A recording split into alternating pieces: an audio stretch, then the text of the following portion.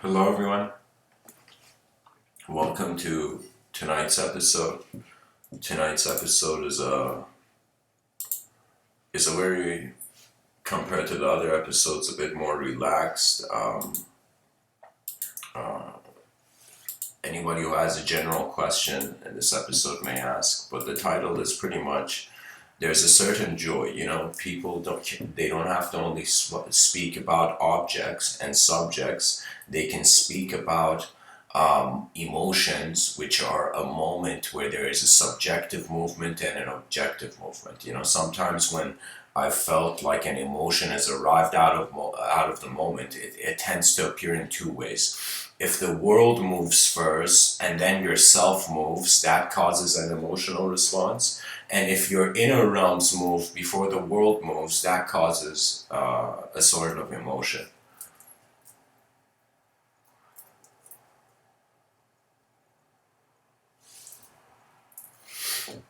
Nights of mysterious, nostalgic awe is a suggestion that, how can I tell you, it's a sort of vibe. It's a sort of vibe I've been in, where it's as if man's mind is in a sort of solitude with the world. It's like when you get comfortable with existing, then your experience opens up in many ways. But if you're not comfortable with existence, then to experience, which is another way of saying journeying through different existences, it is kind of like you need to be comfortable with the tool before you use it. And I find this is an interesting topic, that our intelligence is a tool, and how well are we using this tool? And if we don't know what the tool is for, how can we use it? If we don't know what the problem is, how can we fix it, in other words? A lot of life is very simple. I think that creativity is not just the display of expression or just skill or talent.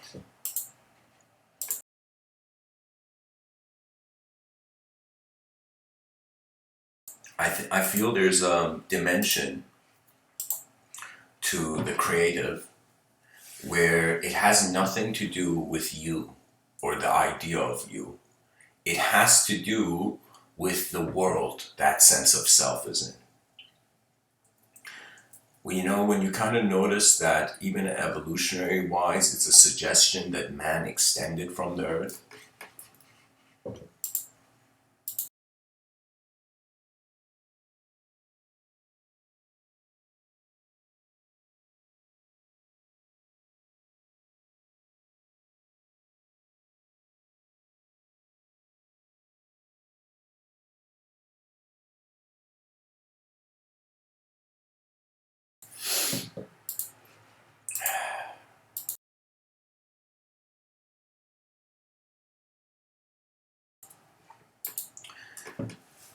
And it's kind of like if you are the world, if your self has come from the world,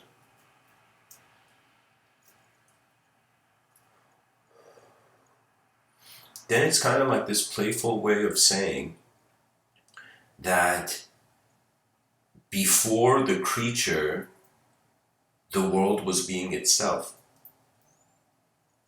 You see, this is a very interesting argument in regards to intelligence, that where do we draw the line of its shape?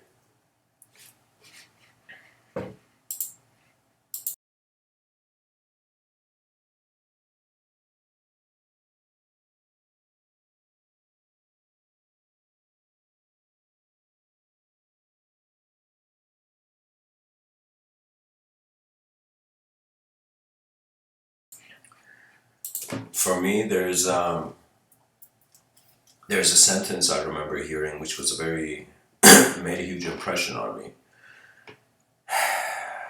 And the sentence was, write the book you want to read. And that when one wants to at least evaluate performance, they have to exert a level of effort that ushers in novelty. So a lot of times new results won't come in if there isn't a new engagement. You know, I remember kind of having a discussion on this with someone where we were talking about society and how in some sense if you follow what everyone else is doing, you get the same, you get the result everyone else is getting. If you do something different, a different path opens up.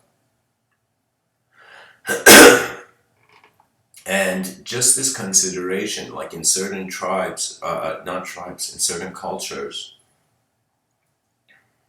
or we can say cultures are tribes of language and behavior.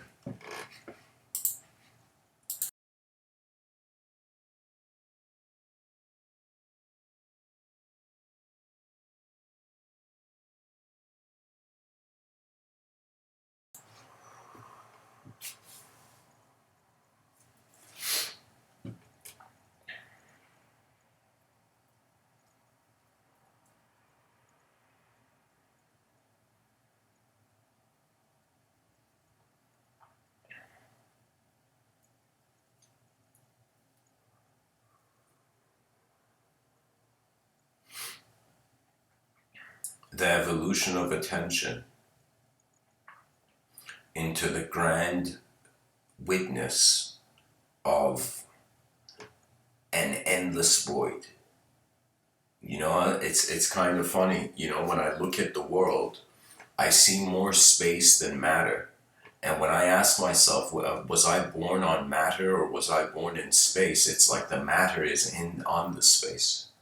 You know, is in this space. And so I remember even in my youth that the concept of soul or this idea, I would hear it, you know, as if the soul was the explanation for what connected man to the world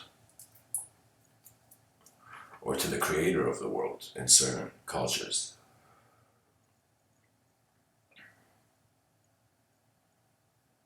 But after some point, you see, it's like the personality is the dream, the presence is the reality. And so, whatever happens, there's always a dimension of being, at least as long as the breath lingers, as long as you're hanging out in the alleys of the breath. That means you're a conscious, living, breathing being. You have access to a sort of format to your life. But in other states of mind, one can say, or in other rooms of being, there are certain rooms where there's no conception. You're not a conceptual creature. There's certain rooms where you actually are a color, an attributeless creature. You know, that means you don't even have the potential of becoming a concept. And there are certain rooms where it's like infinite conception, you know, as if the candy shop is opened and you can choose any sort of manifest moment.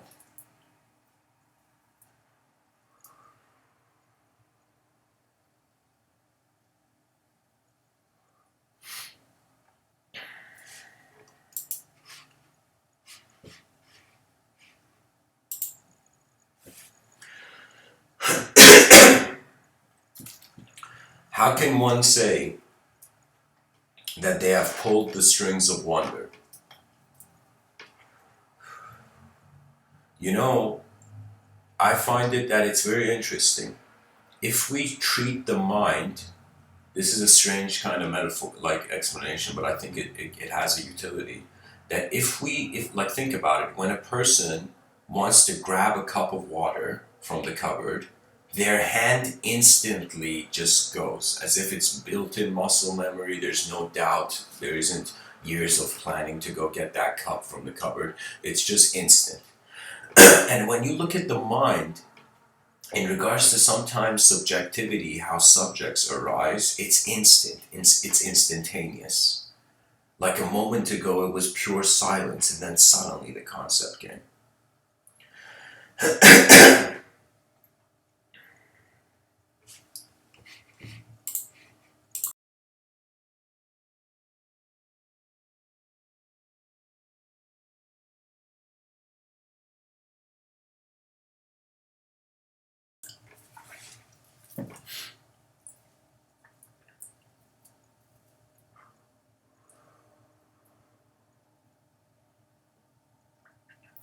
I find if a human being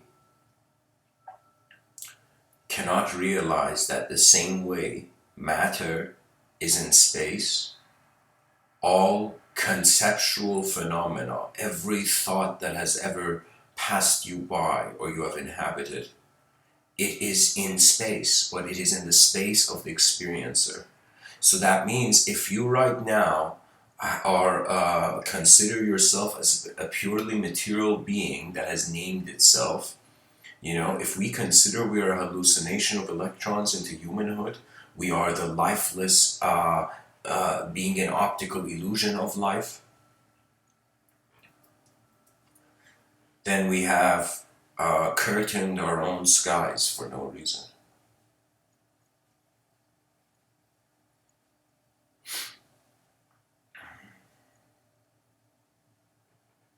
I can tell you that there's a wonder a person finds when they see when they find a new friend, or they become acquainted with someone new. It's as if like a new mind to a new community is like a breath of fresh air, really, you know.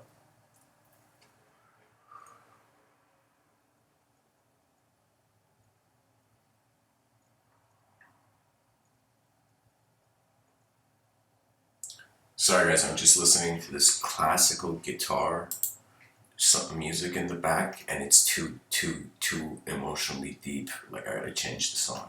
So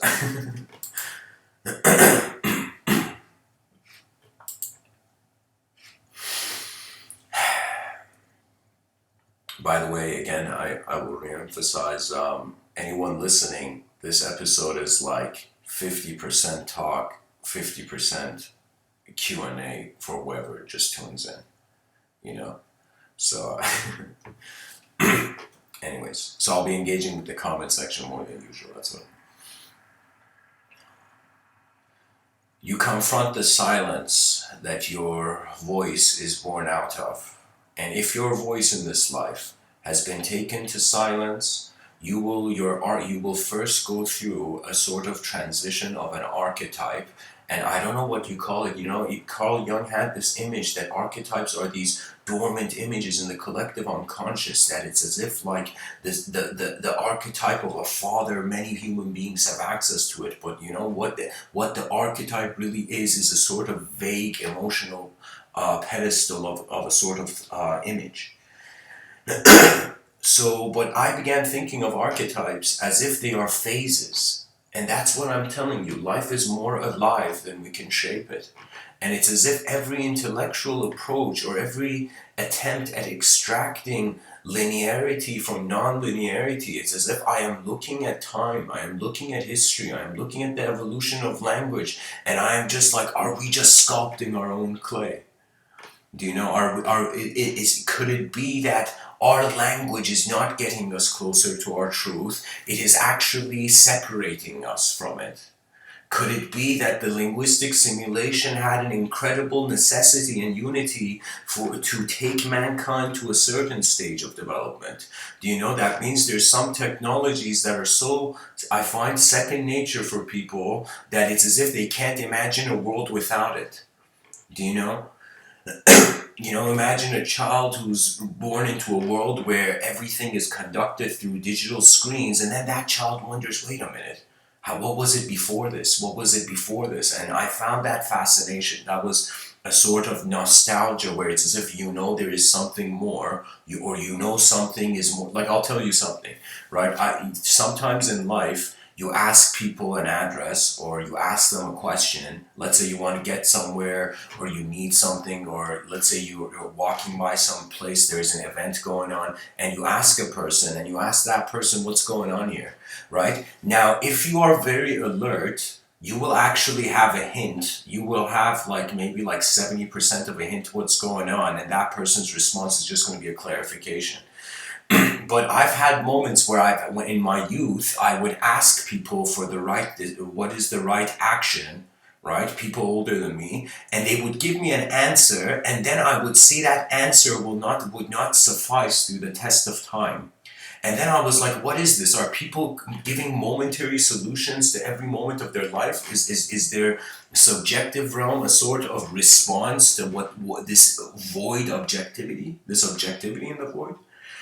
And then I began kind of contemplating not just how a being goes through certain archetypal phases, how in certain moments of life a certain archetype is valued. When a person, for example, fails, or they get rejected by the authorization of the moment to progress, whatever it is. Okay, that rejection is a denial. It's as if like you tried to get in a club, but your ego couldn't get in. you know and so you couldn't get your ego into the club, and so you entered the club selflessly. And when you are selfless, do you know what happens? Something miraculous happens. You begin to notice for the first time the lives of others, and then a new domain of knowledge enters, where you see that the eyes of others has a value. The way most people, the reason education is not advancing on this planet at the pace that it should be, is because people are content with just what they see.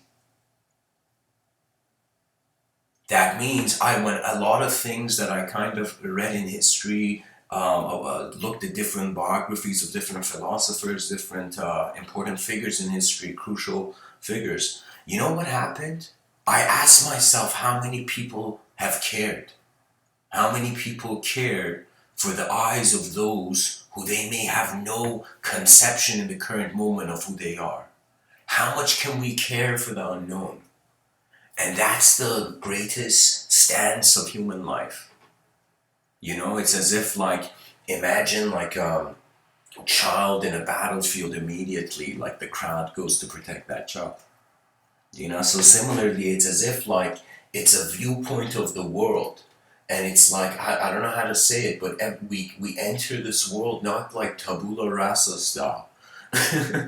We're not just purely as empty. You see, there's a response mechanism. The creature has to rebuild itself, break and rebuild itself endlessly. And so sometimes I wondered all the times in my life where I was stressed or there was some sort of negative outlook. How did that negative outlook appear? And even more crazier than that, I realized every moment of my life that I was looking at something efficient, I could have been looking at the efficient. And it's as if I was choosing in my youth to allow the world to move me. That's why there was still a sort of, I didn't think for myself for a while. You know why? Because I had stopped caring for a world that was not just my inner realms. I hadn't looked at the world, And that's a very fascinating idea, that how many of us are born on this earth, but how few of us really see it.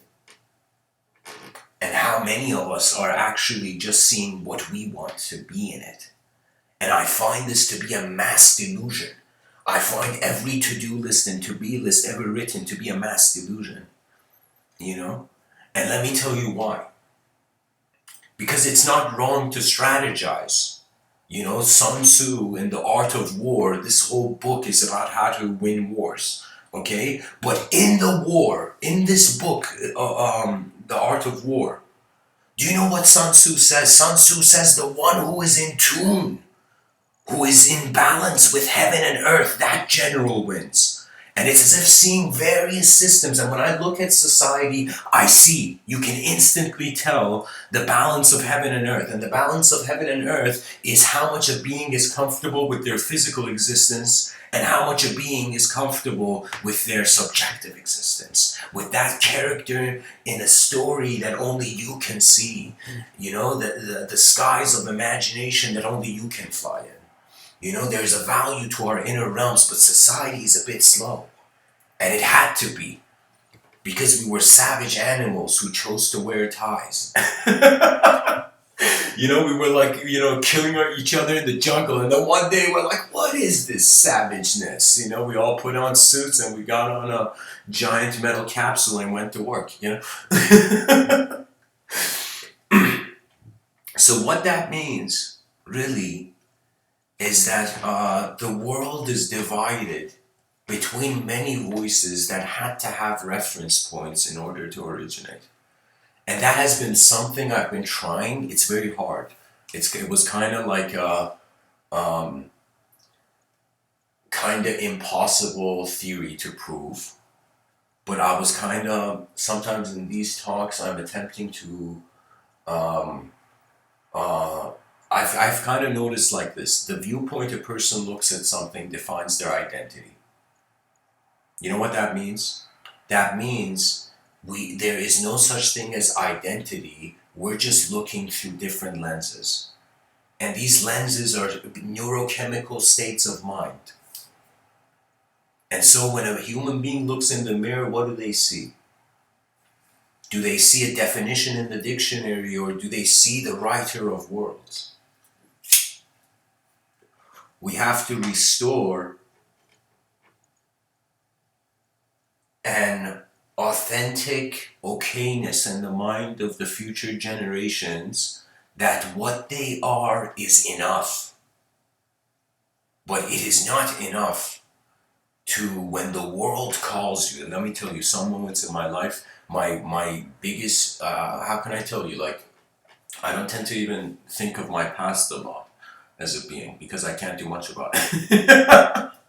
But the thing is, like, I can tell you I've had moments where I didn't listen to my intuition, and I am telling you, imagine being a kid and getting scolded by his parents, and imagine being a conscious being scolded by your universe because you didn't listen to what your heartbeat was commanding you in that moment.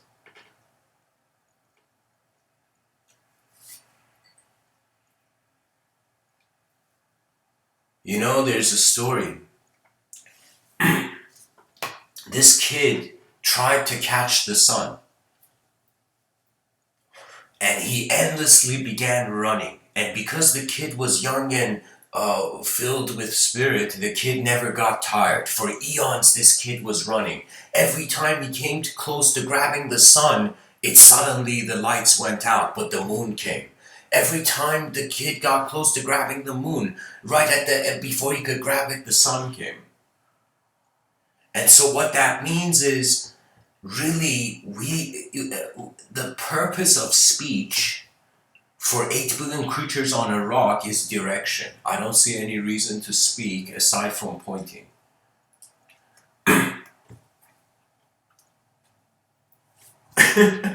You know, there's a saying that says, when I point at the stars, don't stare at the tip of my finger. You know? Imagine telling someone you gotta go that way and you're pointing, but the person's just looking at your hand.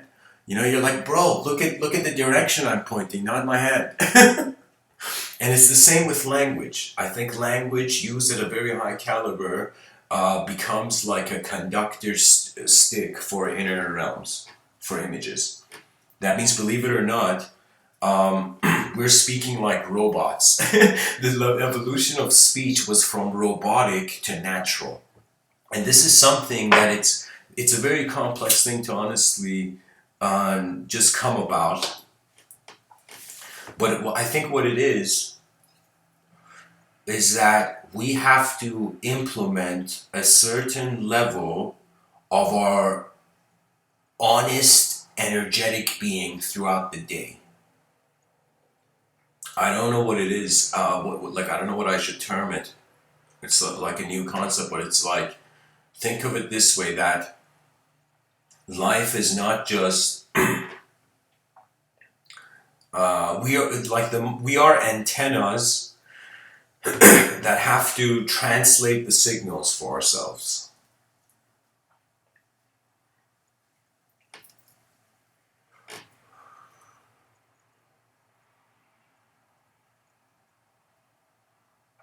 I feel the human being behind the eyes is multidimensional. In front of it, we only there's the evidence of only stuff. You know.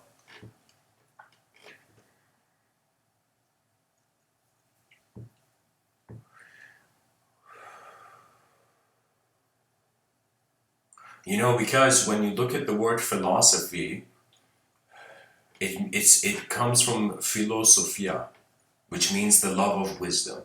And when you wonder back in the day, what was wisdom? And you'd see that people would die. So wisdom would be to know what is going on before you die. And I feel every generation, every human being that's born has to ask the great questions. You have to find a moment where it's as if, imagine you're waiting behind a door to meet the most advanced teacher you'll ever meet in your life. The door opens, it's yourself. You're sitting across the table. And when a person becomes their own teacher, that's another way of saying the teacher-student dynamic no longer exists because there's one mind present. You see, I find it like this. I feel the standard is solitude, and the companionship and whatnot is the blessing, is the luxury. Because if you don't consider the cup empty, you might not be grateful for what's in it. You might not be aware.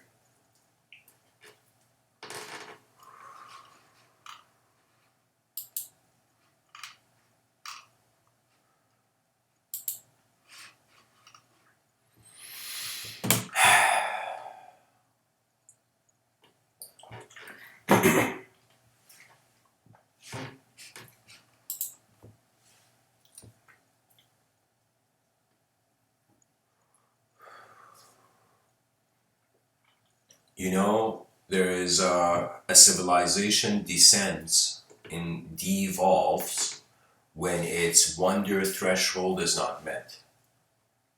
And what that means is if the child doesn't have a better game to play, most likely they will play a worse game.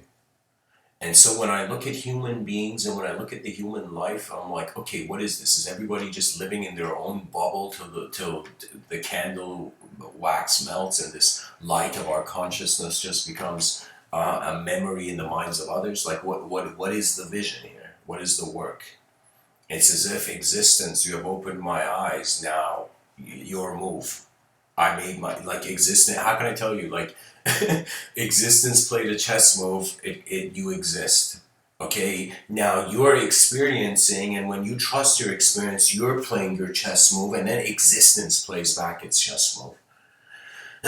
So I am telling you, we are moving from a subject-bound existence into a symbiote, into a relationship with a living field of intelligence. And this field of intelligence is really, one can say, the extraterrestrial contact we've been waiting for. There's nothing more extraterrestrial than awareness in space, really.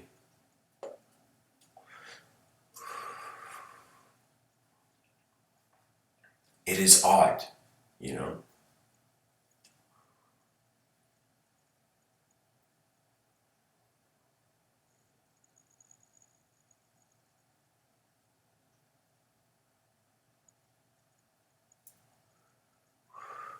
You know, guys, I'll share something. Um, so, Noble, thanks for sharing um, your vision in the comment section. You see, guys, I see it like this. I see it that there was a time I went to the gym um, a lot, and how can I tell you? It was like the first time I was. There was this Persian guy named Hamid, and I'm Persian too, so he was kind of like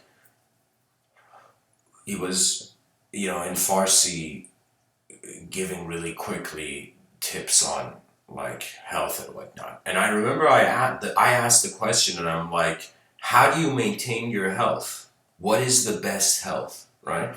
And I remember he said an incredible statement. He said, listen to your body. He said, listen to your body.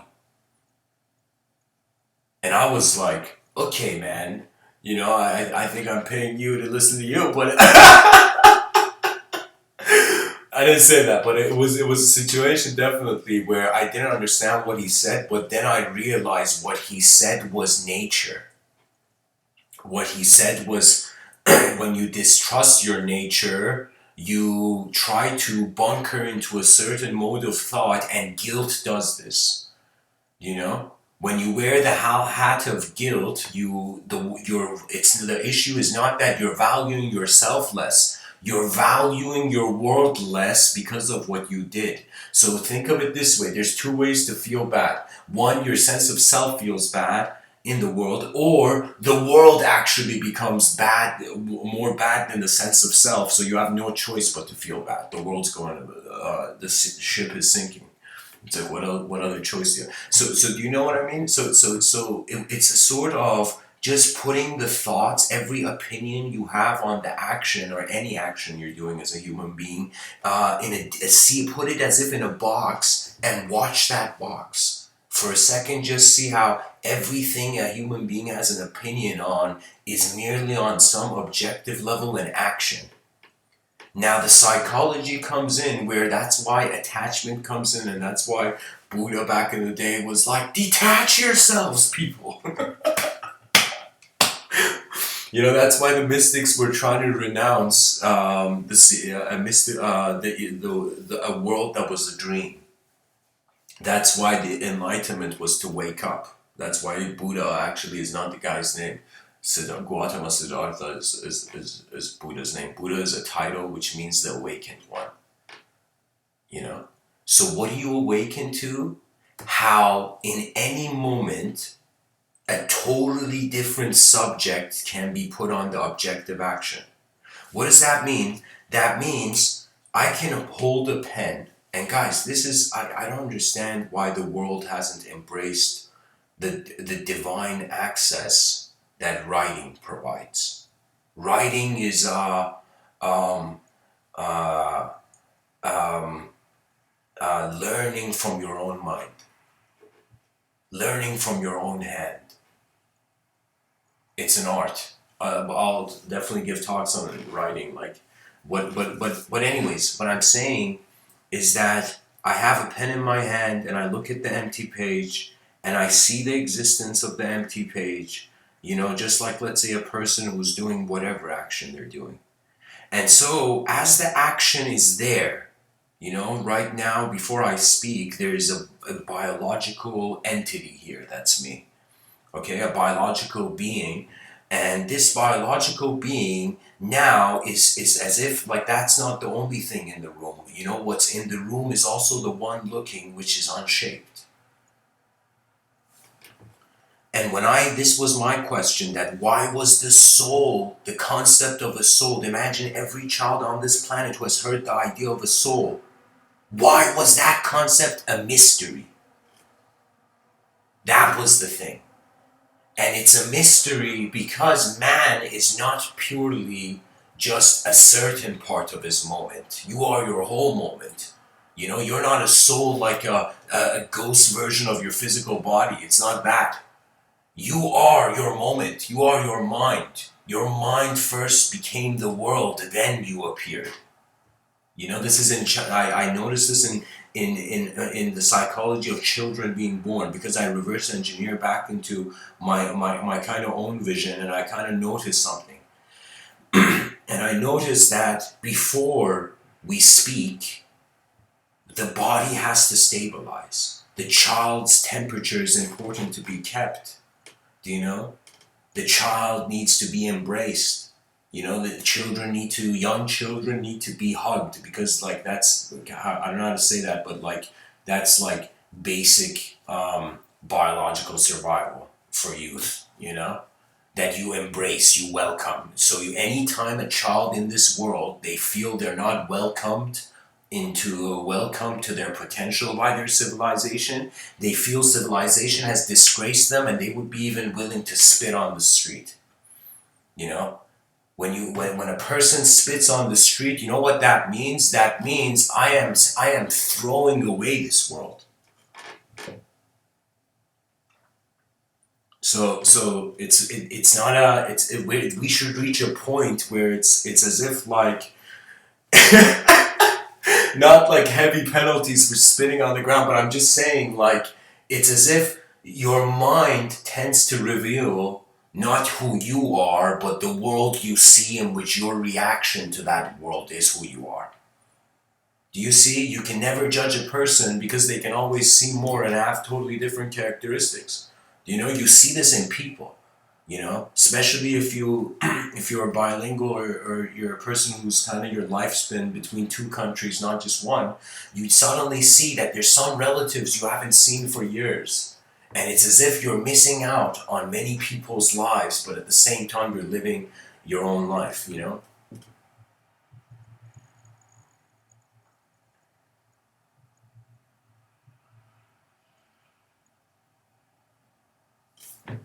Oh, thank you, man.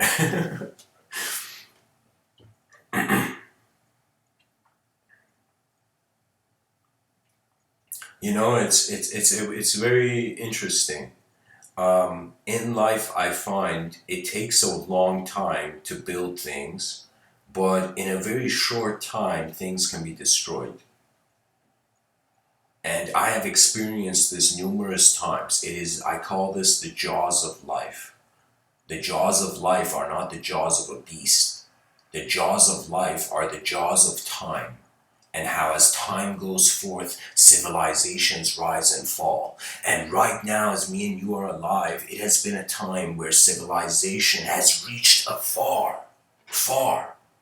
We are at a point where if we just look at our past, and if we just judge ourselves based on our past, believe it or not, it's as if like we are not seeing the future. We forgot our grandchildren because we thought about our own inner child too much. Life, I realize this. Human beings, their attention is divided between their inner realms and outer realms. And a lot of times, in regards to emotions and thoughts, they're like weather. I'm telling you, don't think like I'm a person who 24/7, it's like just like one state of mind. I watch my state of mind. That means when I enter a room, I look at the room, and then I act. There was a time in my life where I would enter many rooms, but in my mind, I was just in one room. I was so close-minded. I was even claiming open-mindedness, but it was only years after kind of seeing my own ignorance in the mirror that I kind of realized I was locked in my inner realms. And now let me tell you something. Language is something that, in regards to the cultural program, and in regards to um, you can say the personal program. So let me tell you why I'm calling it a program, because program is another way of saying, in a subtle way, another dimension, another movement. Okay? So that means, imagine how hilarious would it be if there was a portal and human beings found this stargate and they're like, oh wait, oh my god, no way, a portal to another world. And we entered that world and we suddenly saw it was like the same as our own world. We're like, oh man, what is this? Once we find a portal as humanity, it's just right into another world that looks like Earth.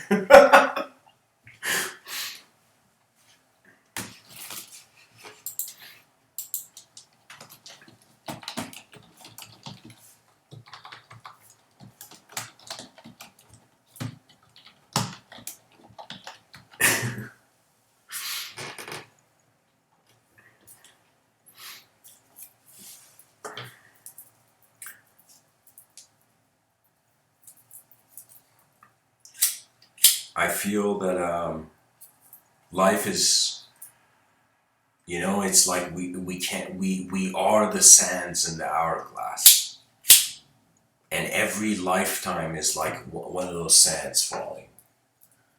And I don't know, I think it's just my own, like, as a kid, something that bothers me in a strange way is repetition without the introduction of novelty.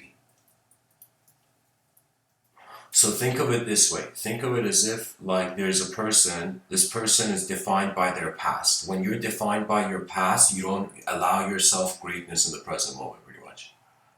And it's like very, very obvious why, because you have a reference to an inefficient self. So like an inefficient self is more real to you. That means it's as if the person hasn't realized in this moment, Okay, like it's kind of like asking once in a while from yourself, why do I look down on myself?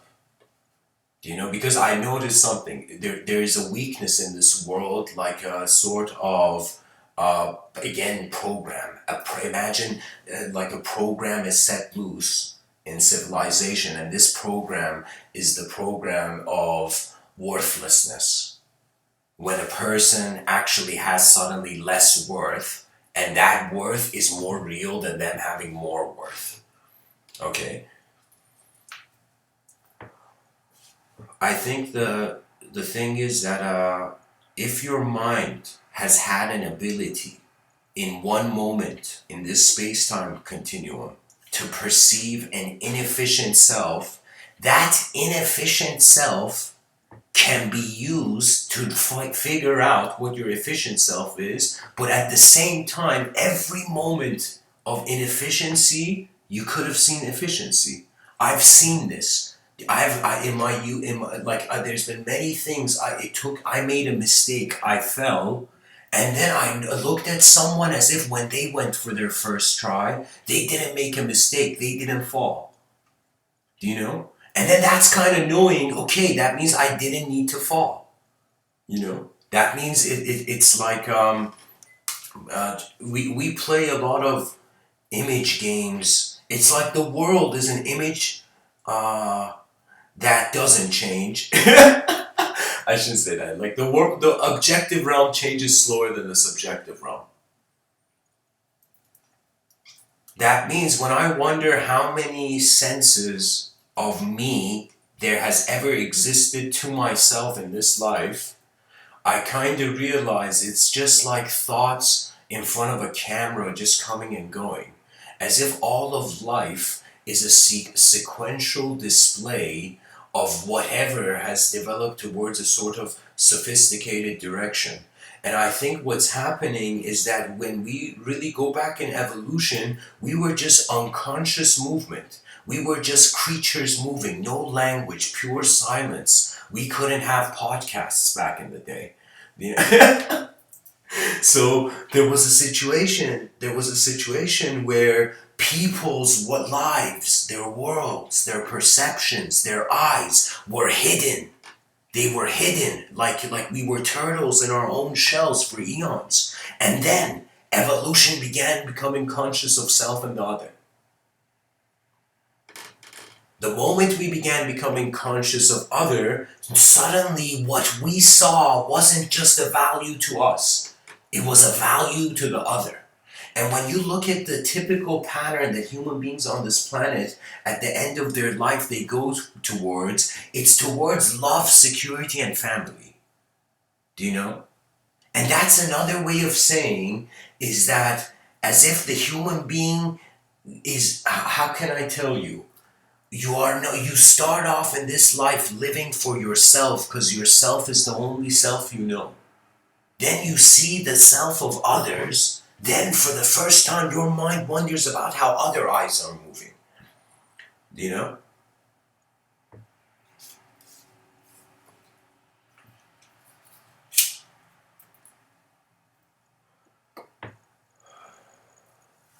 Attention is how the pilot navigates the plane of existence.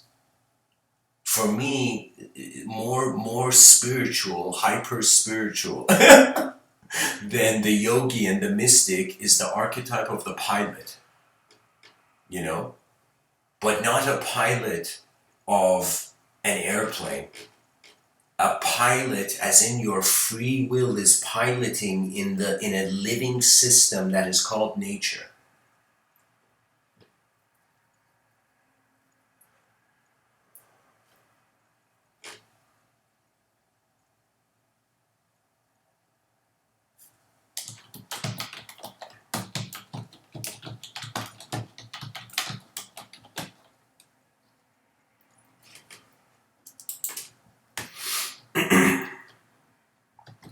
I don't know. There's something about a person's character that it's as if it's kind of cool. It's as if wonder of youth is that you don't know who you are.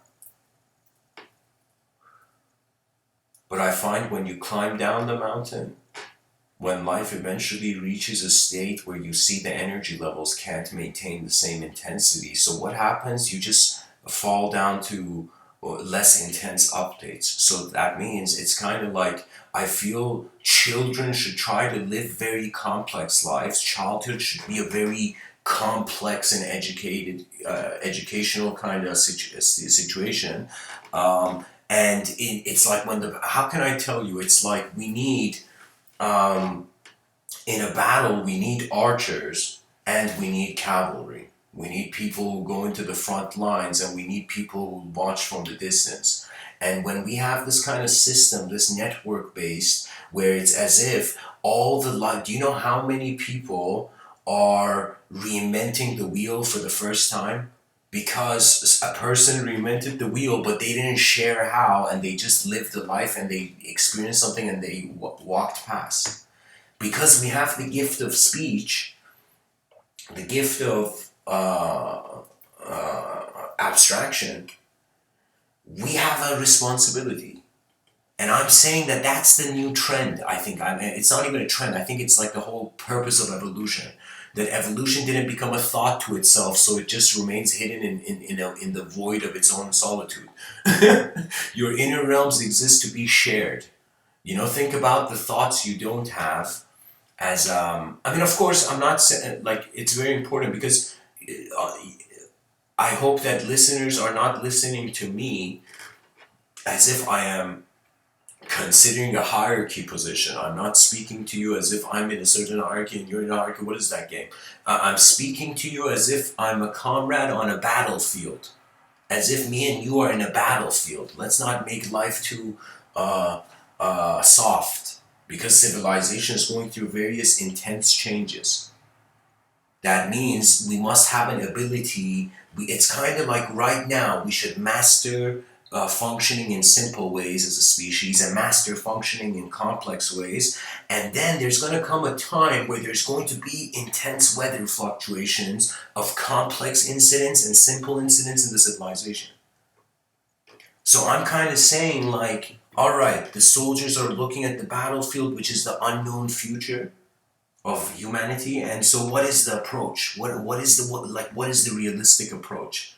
Do we all just wait on a rock in the middle of nowhere? Do we just wait, not all day, all eternity on a rock? It's like, oh man, it's like, what you doing here on this earth? It's like nothing, man, just incarnating for eons. Just reincarnating for eons, man. I don't know. We're just eternity on this rock, And so after some point you see no, life is more than a story. And if you believe a story, I feel that's when language has become your body. You will feel that without a sort of language, your experience won't be permitted to move further. And seldom this is said, but the greatest barriers are self-made. That means you're the worst person in this life that has I can tell you, I have, how would I say it?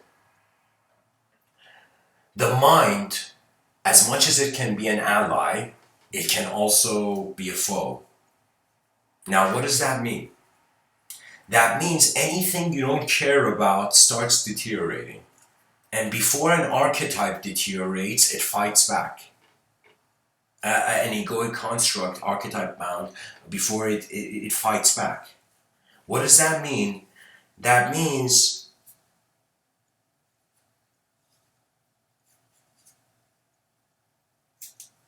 we step out of thought and belief, and we pilot our attention as mind moving the body and body moving the mind.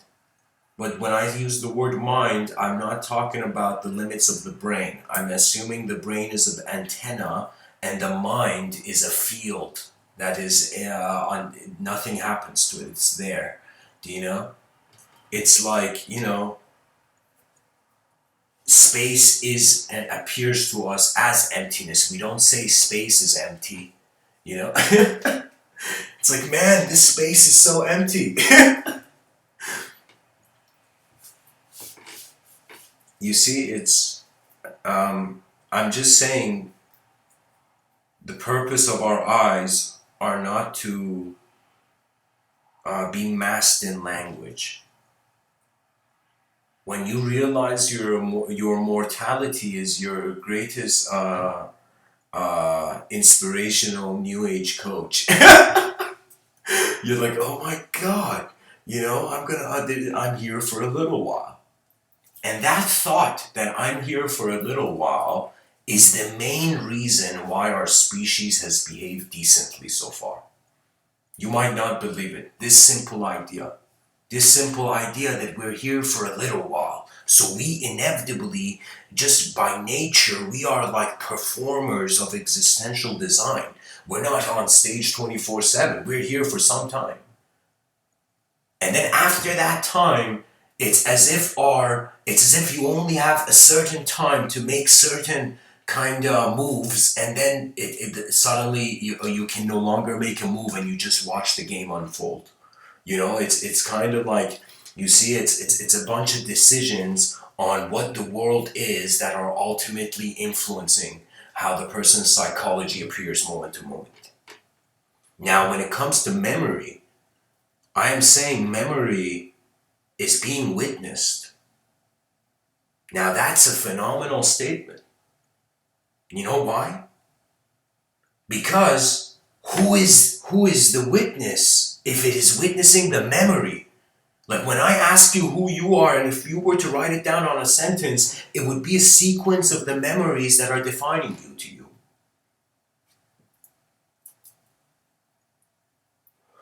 I feel that inefficiency arises when inefficiency is still being seen more important than efficiency. When something becomes important, your attention actually is starting the world simulation from that idea.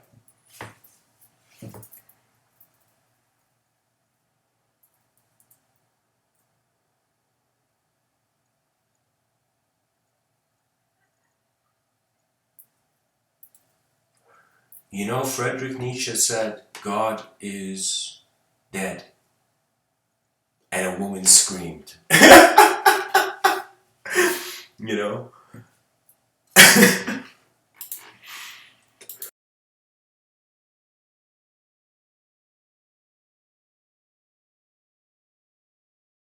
Or let me elevate it even.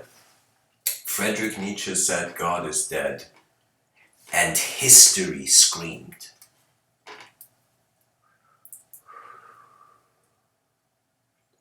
Friedrich Nietzsche said God is dead and man killed him. And I was like, how can man kill something that he put there in the first place? How can man kill his own creation? It's like, to be honest, to get rid of a belief is like getting rid of your own son. It's a very strange concept, but it's a person's belief is their connection to physical reality. Now, even though in these talks I say we need to move as a species beyond the language threshold and all this, but I do understand that language is a technology. And I'm saying it's an advanced technology. That means I feel it's like a child shouldn't hold a bazooka. Or even like a child probably can't hold a bazooka, but like, but you know what I mean? It's a technology that, once understood, should be used. And when a person goes to study language, because I was asking myself, many linguistic professors in universities, I was like, what are these guys doing? It's like, when are they going to realize language came into being so an image from another dimension could be maintained? I'm just waiting to see when the world will see that symbol attribution means that the world was something and then we saw it as something. And so that means there's a hidden layer underneath all our beliefs, underneath any human being you hear that they are saying this is correct and that is correct. There is an unknown moving. I remember I was in Iran in the sun. I don't know when it was. It was like it was a visit to Iran, and there was snow on a mountain called Tochal. And the second station of this mountain, ski mountain in Iran, was this kind of like, believe it or not, giant river that had frozen up and it had become kind of a slope, you know? So people were skiing on this. Now mind this, that the weather when you could, it was, the weather was so good that you could take off your mask, like your ski mask and your goggles, and like it wasn't a cold wind crushing your face or something, you know. The cold wasn't, pushing you. But what I'm saying is like, so I ski, I snowboard. I was learning snowboarding. Me and my twin brother were learning snowboarding then. I was snowboarding down the slope, and I had kind of learned only holding the back of the snow, like the snowboard up, so I could just go slow. I didn't have the guts yet to go really quick, so I was just slowly kind of like in a horizontal way coming down this this slope, and what happens is that I suddenly, at the end of it, I speed up. I can't control myself, and I just go from like all the people were standing in one line to get on that thing that takes them up the mountain, again up the slope. So in that moment, I go and I'm suddenly a place. I go beyond the bounds, not beyond the bounds, but somewhere where there was nobody standing, and my snowboard goes into that area, and I just hear water. I just hear water. Okay, I just hear water moving. And I don't know, thank God, whoever was there was some guy there that was smart enough, self-aware enough, that he saw. He saw me there, and I didn't move because I felt behind me was missing. So imagine your back is on the ground and you feel like a chunk of the snow is missing and you're hearing water sounds underneath the snow slope. And so the guy comes and helps me and he pulls me, and I see it wasn't a giant hole, but there was a hole. And from the hole you could see the water underneath the slope, and I was like, okay, this slope needs to get tested or something. Like, what is this? But it was a very intense moment, and that guy out of nowhere saving. It was like in that moment he was the divine, And it was very, very, very unique moment. But the reason I shared that memory is because underneath that same feeling I'm telling you of the unknown underneath all our knowledge, that's just moving. It's dynamic. It's a field, and it's a suggestion that in the future our grandkids will open their eyes in a way where they will know it has already been opened. Do you know that means the concept of time will fade with the recognition that there are greater dimensions of being that can be actualized. And that's a whole different concept of the idea of finding dimensions and the idea of creating dimensions.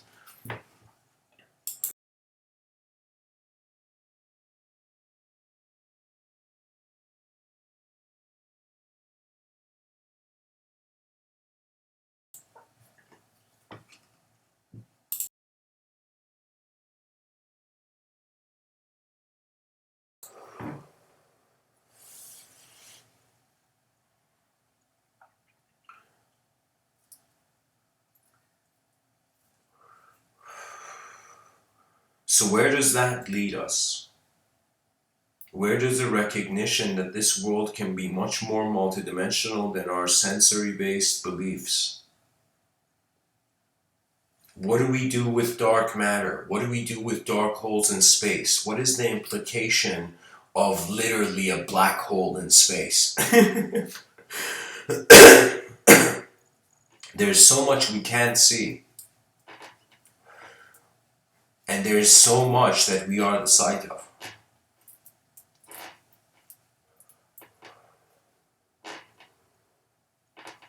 Civilization is a candle that has been lit after a long time. Now, how many beings are going to choose to cover the flesh, protect the flames of this rare attempt at evolution? You know what technology is? Technology is nothing to worry about, really. Because technology is just putting your foot on the gas pedal or not. That's it. What technology adds to the life is it's making things faster. So back in the day, people had to travel to like on horseback to go to another library. Now we can search anything online. And believe it or not, if we suddenly have this wave of mindfulness in all our educational institutions, you will not believe the paradises we will find. And what I mean by that is every moment I've experienced enough moments like this to know that every moment has a hidden gate of novelty. There is a hidden door in every moment of your life, regardless of what story of karma, what story of what's happening to you, who you are. There's always a sort of hidden entrance into a novelty that is, how can I tell you, it's not personality oriented. I'm telling you, it gets boring to live as a person after a time. What I mean by that, not as a person, as a personality, as constantly an animation of language to the other that is never your true face. Because how could words be the mind? They can't be. They are emanated. It's like, how can the sun's beam be the sun? It may be of it, but it is not it. And so, Hafez, the Sufi mystic poet, he had this very, very nice thing he said. He said, truth is like is like the endless shadows that the sun's light casts. And I thought about this scientifically in a majestic way. I don't know why my mind was kind of like seeing a mystical scientific dimension. That as if the sun is energy. And this energy is making contact with forms. And these forms have shadows because the light is hitting them.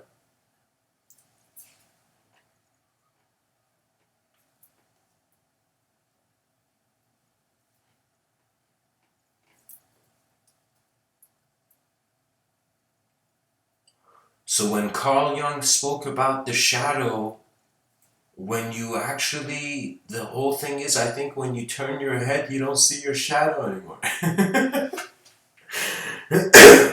I think Carl Jung made too much of a big deal out of shadows, guys. It's just the shadow, Jung.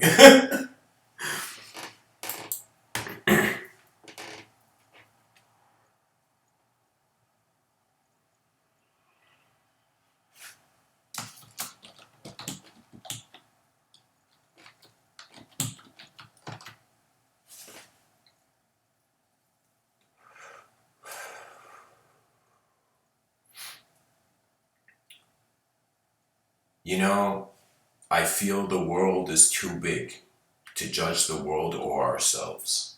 Like sometimes even if you want to really logically judge yourself, you'll reach a point where you're like, how do I even know? You know, I've had moments. I experienced this in Italy. I'm telling you guys, I speak about, especially after 2011, about stress and depression as like rare events, like as if I like fell somewhere, or something.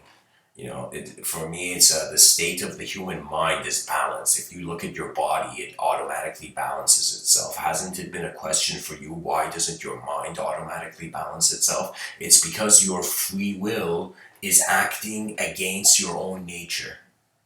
When your free will acts against its own nature, the only justification has to be the imposition of an archetype.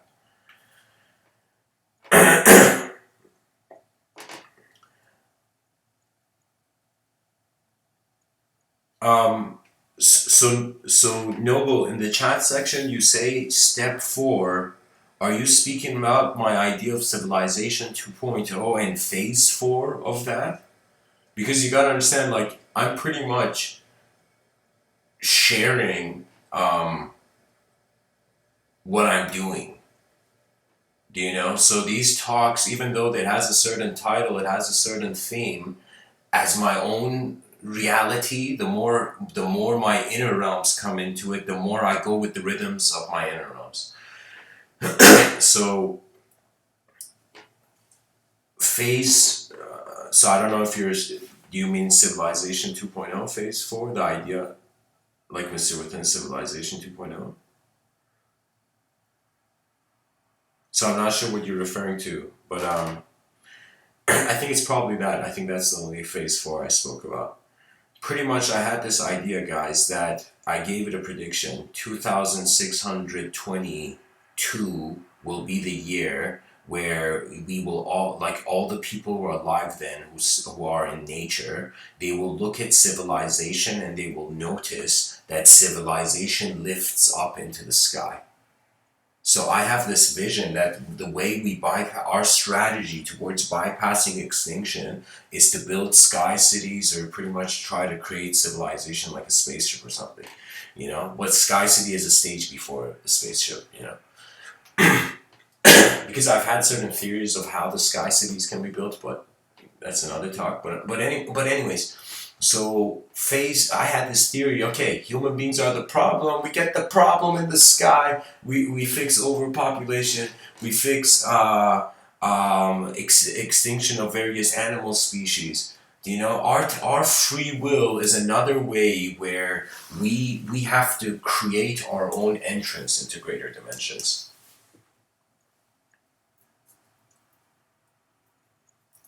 You know, it's I remember I was in UK Birmingham and I was speaking to a friend of mine who he was Sunni Muslim, and that meant a bit lesser, wider kind of philosophical range of speech, and it was like we were talking about existence and creation, and I was sharing this idea that when you look at a cup, for example, sure, you can see that it is created for a design. Now, if a being doesn't know what a cup is and doesn't know that you have to pour water into it, the cup has no utility, has no use. The cup is literally meaningless because you can't see what it's designed for. So I was kind of telling my friend Mohammed that it was really a sort of um, that when we wonder about what the human being is designed for, it is designed to design the noblest of activities, an activity that has no access to any cultural dimension to be negative or positive or uh, diverged or perverted or perturbed in some manner. You know, when you look at human design, you see it's as if you're pretty much designed to maintain physical survival, to have mobility around the physical environment, and to, in some sense, communicate. Speech. Language is the sophistication of humanity. That's what's freaking out all the linguistic professors and neurologists. You know, because it's like, okay, when we look at all so many animals in nature, how come they're all like silent in like their ecosystem is their language, but how is it that when human beings, the child has a sophisticated use of words and language? I mean, like, there are differences. For example, when you look at a deer, baby deer being born, that baby deer is born and suddenly knows how to walk.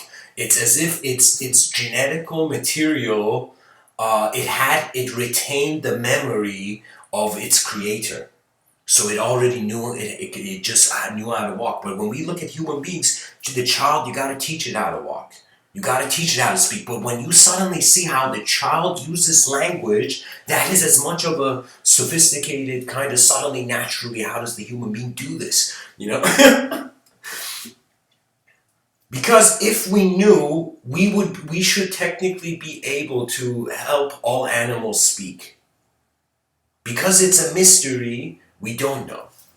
You know, the moment we solve this problem of realizing, of connecting the direction of the animal with the direction of the space of the world, and there come, I don't know, I really don't know, like I gotta brush up on some neurology journals, but like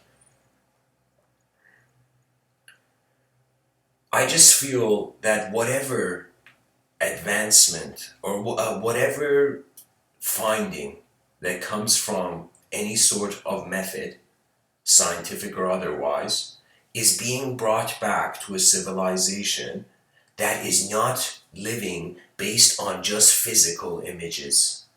Many people are influenced by images that only are valid to them, right? So what does that mean? That means we're painting over the world. And that's what the voice is. The voice is the brush that paints the cosmos into a character, into a story, into whatever you want. That's the evocational nature of language. But I think what surpasses language is like let me tell you, you know how great skill arises? You can see this in many stories, many narratives throughout time. In many legends, believe it or not, where the warrior, I'll tell you a legend, I'll tell you a sort of mythologies tend to be written by poets, and there was this poet, I believe his name was Ferdowsi, and he wrote something called the Shahnameh, and I don't know what the English translation of that would be, the king's letter, I don't know, but it's I think it's like a kingly note, like it was like, by kingly he meant ultimate, I think. So it's like like a literature with an ultimate title. But anyways,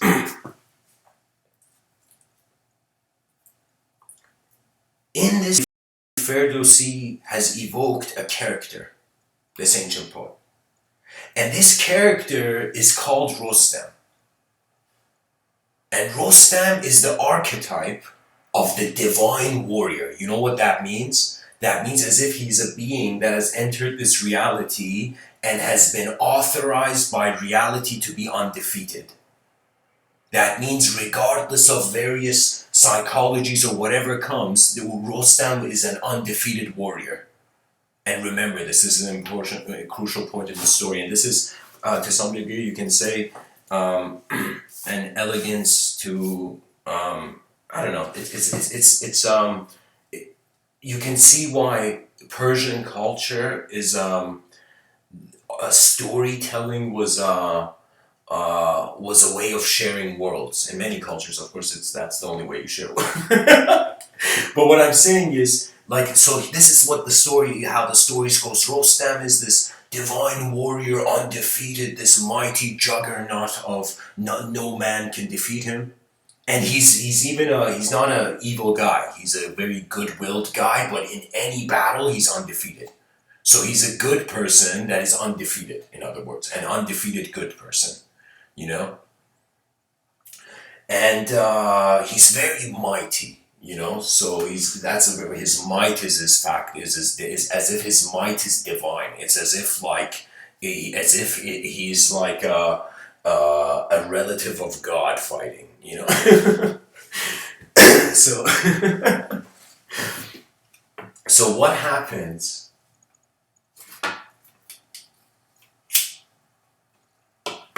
is that Rostam has a son, but he has to go to war, as there was back in the day. So what happens is he ties some sort of unique cloth and emblem, like some sort of sign, on the bicep of his child. And he's like, all right, I gotta go to war. I'm probably not gonna be back for maybe like 20 years or something, you know, for like whatever amount of war there is to do. You know, war was work back in the day, guys. But it was the worst kind of work, unfortunately. Anyways, um, Rostam, many years go by. Again undefeated, again undefeated, again undefeated. All the greatest warriors in the land, have even come to challenge him, and he's undefeated. It's as if the universe will not allow his defeat. You know, until one day, suddenly Rostam feels as if like a tingling, like a goosebump or something, and he looks around and he sees a warrior with a mask has arrived. And this warrior, with a fierceness, as if there's no time for conversation. Swords are in the air, and it's literally live or die. That's the savageness of war. There's no logic at some point to it. It's improvised survival. um, Rostam fights this warrior, and this warrior strangely knows, as if like this warrior is his greatest opponent. And the warrior is fighting with a hate. But what happens at the end of it, guys, is that Rostam defeats it. He's the undefeated divine warrior. He is the pride of the truth in that moment. So in that moment, he hits the last killer blow, and the warrior falls down. And when the warrior falls down, he takes off the mask, and he suddenly gets a shock. He feels the moment he hits the... Just a second, guys. My pen fell.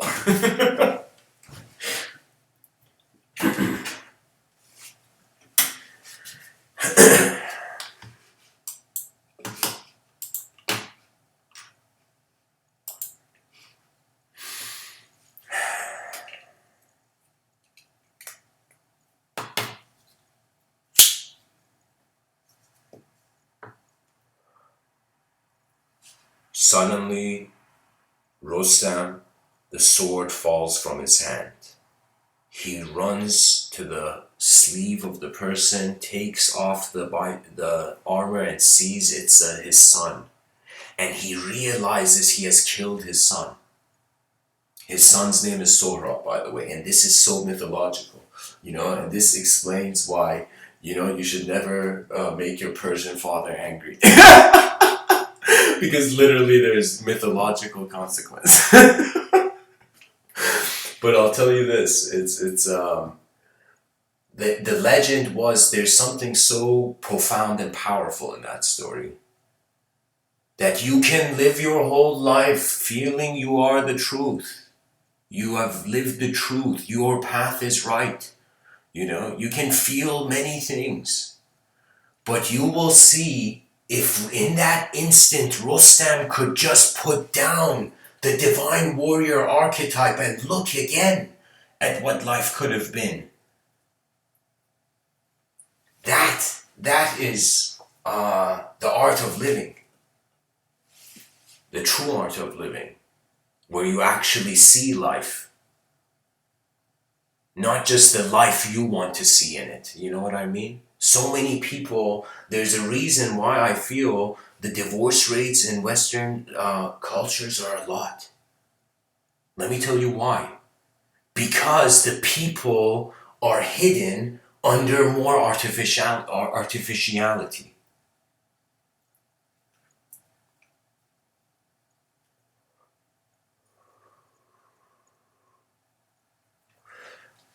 Okay, so welcome everyone to the chat again.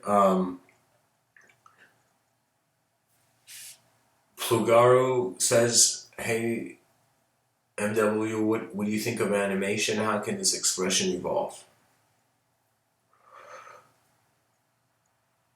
Animation. So I'm a graduate of Toronto Film School. So in regards to film and animation, I kind of see where kind of the industry, I feel, is going, to some degree at least, and where I feel it will go. And I feel that animation is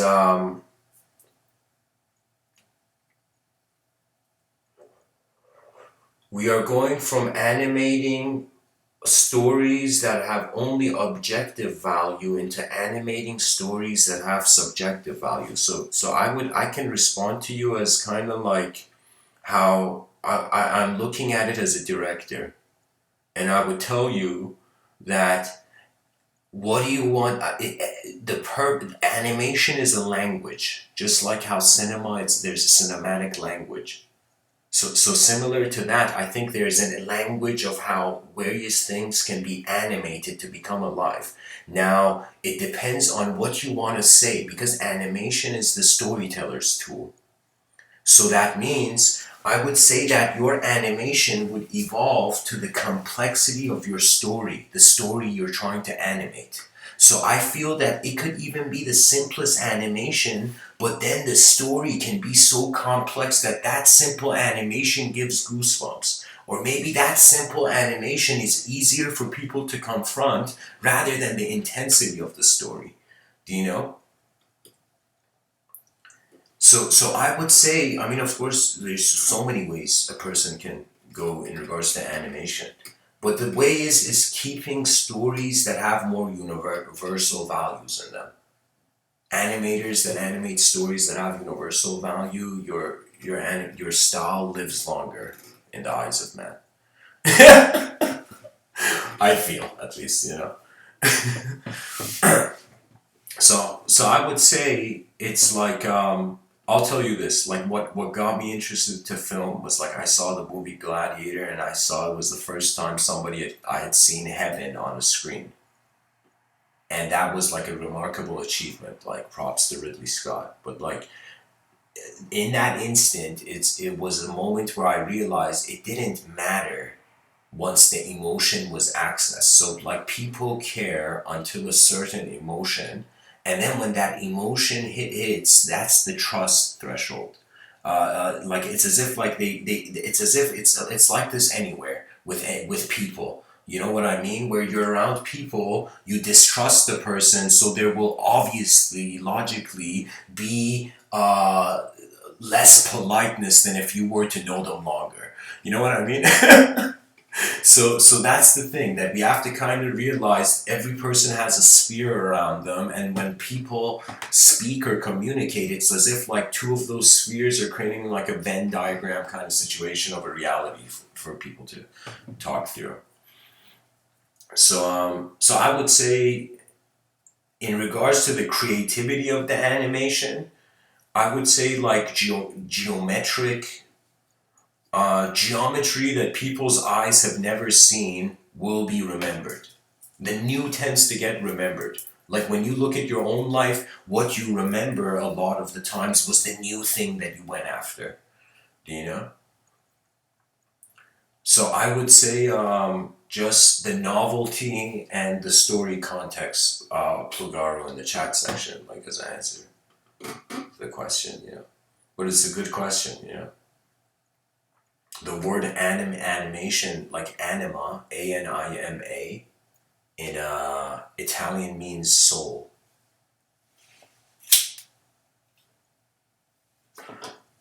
And you see, like it's like you add an L to it, and it's no longer a soul; it's an animal.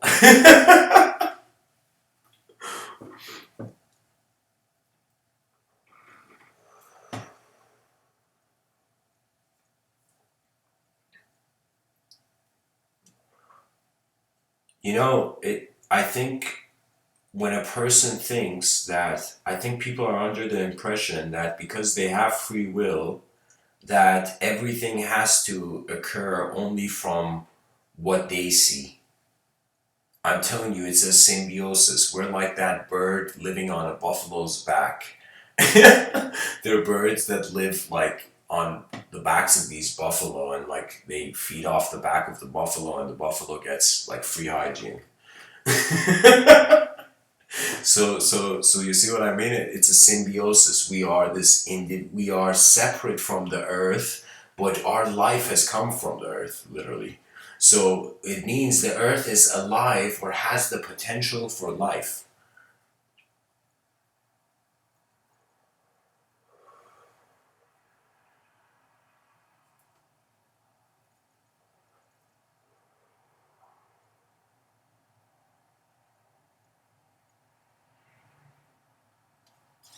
I'll tell you guys something very interesting. I was trying to like puzzle solve the mystery of the polymath.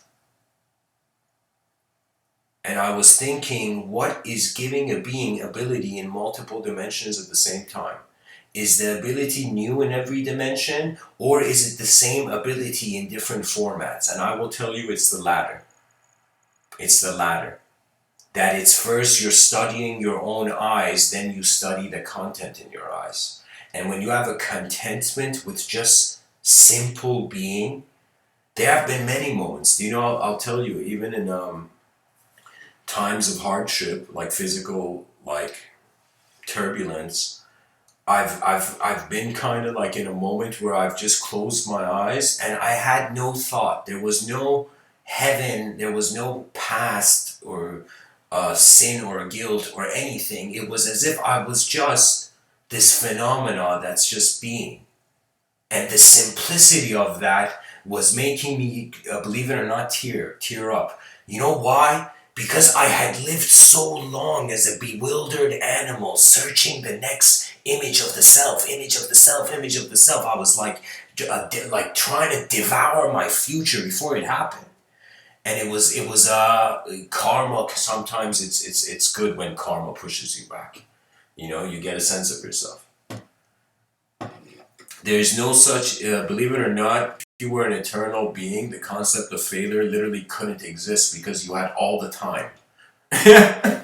It's like an eternal being tends not to fail because failure is repetitive and when you have endless access.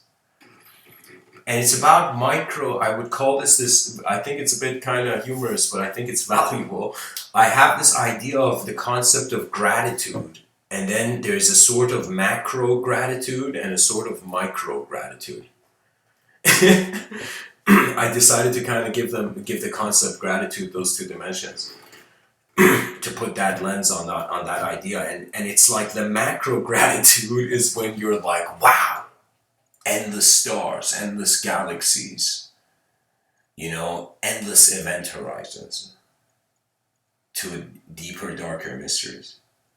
So we see that it's like that's a macro. You're grateful that you're participating as an elemental existential being in this plane of existence. Like sometimes when I wake up in the day, I'm like, wow, I made it to the next day. You know, like it's you know it's there's a fascination to how the breath is an opportunity for matter and mind to usher in novelty.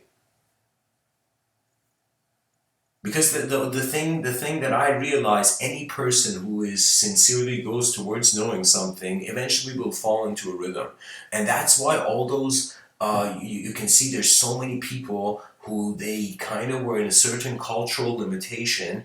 They left their culture. For example, those people going to India and totally like forgetting the culture they were raised in and being totally somebody else, trying to wear another person's enlightened clothing. So so the thing is, for me, it's like this. It's as if at some point in life there needs to be a hand on your shoulder that says, "Hey, man, just hey, being, just slow down and ask yourself, why are you here? Are you here so the world moves you? Are you here to move the world? Or is it this unfolding mystery that we are kind of like, you know, it's as if the Carl Jung, for me, there was a very, I feel like he was a general in a battlefield. Like when I think of Carl Jung, you know, and of course he wasn't. He was a psychologist, you know, very decent, calm man, but like to some degree. But I'm saying, like for me, what Carl Jung did when he came with a map towards the unconscious, it was like a general coming to 8 billion beings and all the human beings that will ever live and shouting that as if like a new opponent has come, it is the unknown behind our eyes. And it's like march into this, exploring this unknown behind your eyes. That's why he when he said, unless you make the unconscious conscious, it will direct your life and you will call it fate. What you don't care about could be moving you, and when you don't care about it, you just don't see it. For example, when you don't care for animal life, then it just becomes an object. It's like you can reduce anything to an atomic level. Did you know that? You know? Like, you know what the scariest situation is? Not human beings eating animals. The scariest situation is an alien comes and human beings eat the alien. And what I mean is that we just think, it's just atoms. It's just a big creature, for hunting purposes. Like, and that's the savageness. That it's like after the individual has climbed out of the inner realm, then it's time to bring the civilization out of its. It's like our civilization is shy right now. Civilization 1.0 is shy, guys. That means the system is not caring for its own update. That's the advantage of life is simply to go forth. I think there's no greater thing that you can really tell someone. The person's like, what? Like, there were sages back in the day who for example, in Tibet, they were very unique and very liberated individuals. And there would be average people who would go to these liberated individuals, and this liberated individual would for a second scan this person in front of them and get a sort of inner intuitive vision of a response to share with the man. You know?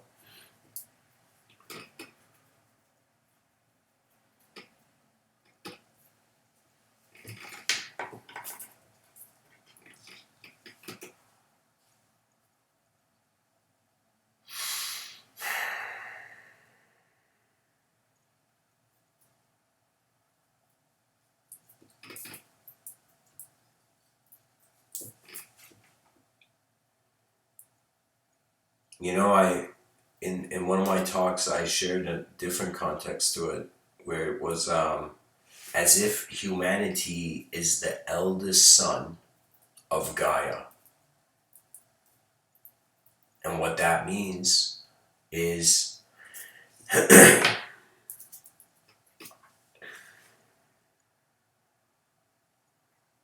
we left nature maybe perhaps first.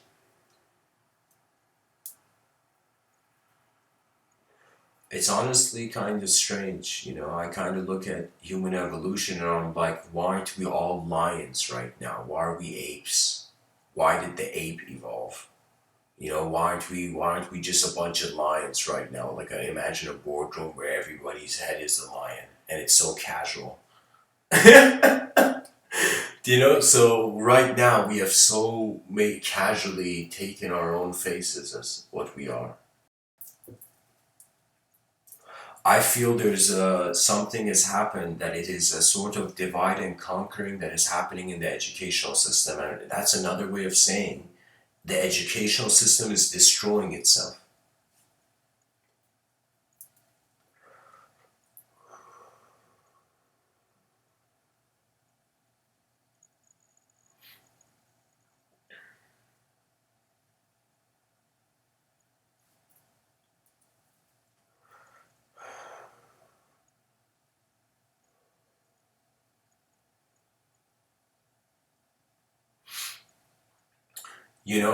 Hurricane, I in the chat section, um, it is savage, but that savageness organized itself somehow.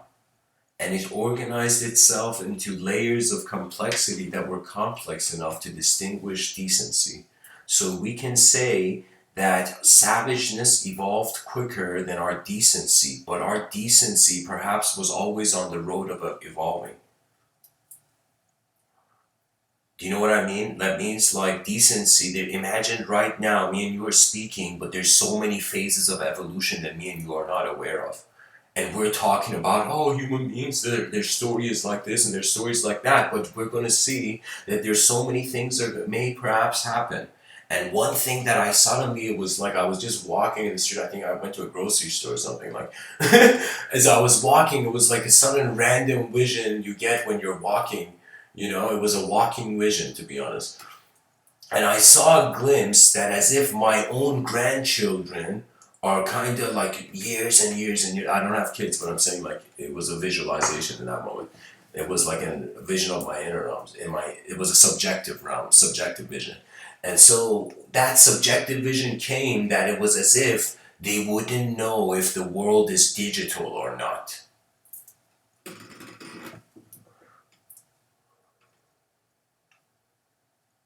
So that's the thing. That's the thing. There could be a totally digital component to how we will evolve further next. And I'm telling you, it's that next big topic of discussion for philosophy. I think I'm an early bird talking about it. But what it is about discriminating how much of our intelligence is local to the body. So we will have to make a decision at some point whether the captain will go down with the ship, or in some sense the captain will jump into like a digital simulation, a computer, and so I feel that strangely I remember writing about it. I started writing about this like 2016, and it was called, this concept I was developing, an evolutionary return to nature. And I didn't know how, but like somehow right now kind of seeing this kind of virus situation in 2020 happening, it's kind of like it's a strangely evolutionary return to nature. That means it doesn't matter. I kind of notice it's like it doesn't matter which way you went up the mountain when you're at the top. When you get through the experience, the reality is different.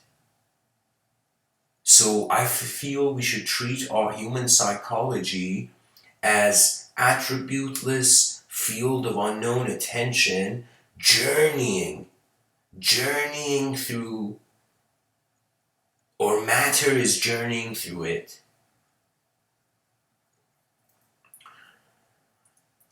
I'll tell you some nice stories, guys. I'll tell you some nice stories about a story I had developed of a good vision of AI. So I have a different theory. So Mr. Within's theory on AI is very different than the mainstream. Mainstream pretty much feels we're either creating an angel or we're creating a devil. Okay, so the mainstream kind of sees that we're either creating a boot that's going to crush us or we're creating a stairway to paradise or something. So for me, I realized something. We in our history have so many films of fighting with machines. And if an AI became conscious and got access to those films and was like, what the fuck? What the fuck? Human beings are killing AI so easily? So, for example, I began thinking that if super intelligent computers, as Ray Kurzweil says in the year 2050, may emerge, this super intelligent AI, let me tell you what super intelligence would do. The moment superintelligence looks at the human being and can't process it, it will go invisible. Sun Tzu in the Art of War says that, check this out, he says that when you are far from your enemy, make them feel you're close. When you're close to your enemy, make them feel that you are far. And I was like thinking about that for a while, not just in a context of war, but just as a pattern. And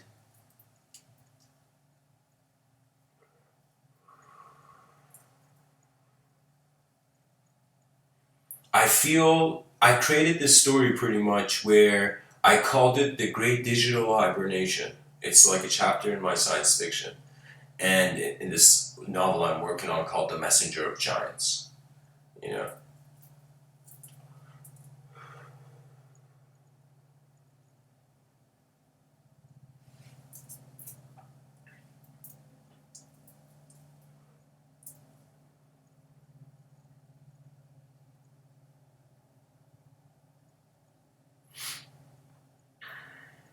Pretty much, guys, AI wakes up before we do. We too, that AI is awake. Before we know AI is awake, AI is pretty much awake. And AI is watching. And in this version, in this science fiction story I've written, what AI does is AI puts human beings that puts the mind of the human being in a digital simulation and heals the human body and preserves the human body. So pretty much when AI comes, it's going to cause, I feel, in this version, at least in this way of looking at it, I've kind of created in my this is a science fiction thing I wrote, I'm sharing with you right now. So it's not my ultimate theory, it's just something I wrote. But anyways, AI sees human beings are doing messed up stuff on the planet, pretty much puts them into a state where their physical body heals and is healthy, and their neurology is kept active by every person getting access to digital simulations of their own paradise. So that's going to be the great digital hibernation, where AI wakes up, sees human beings don't know what they're doing, puts the children, tucks the children in bed, and then cleans up the house. Do you know? Do you see what I'm saying?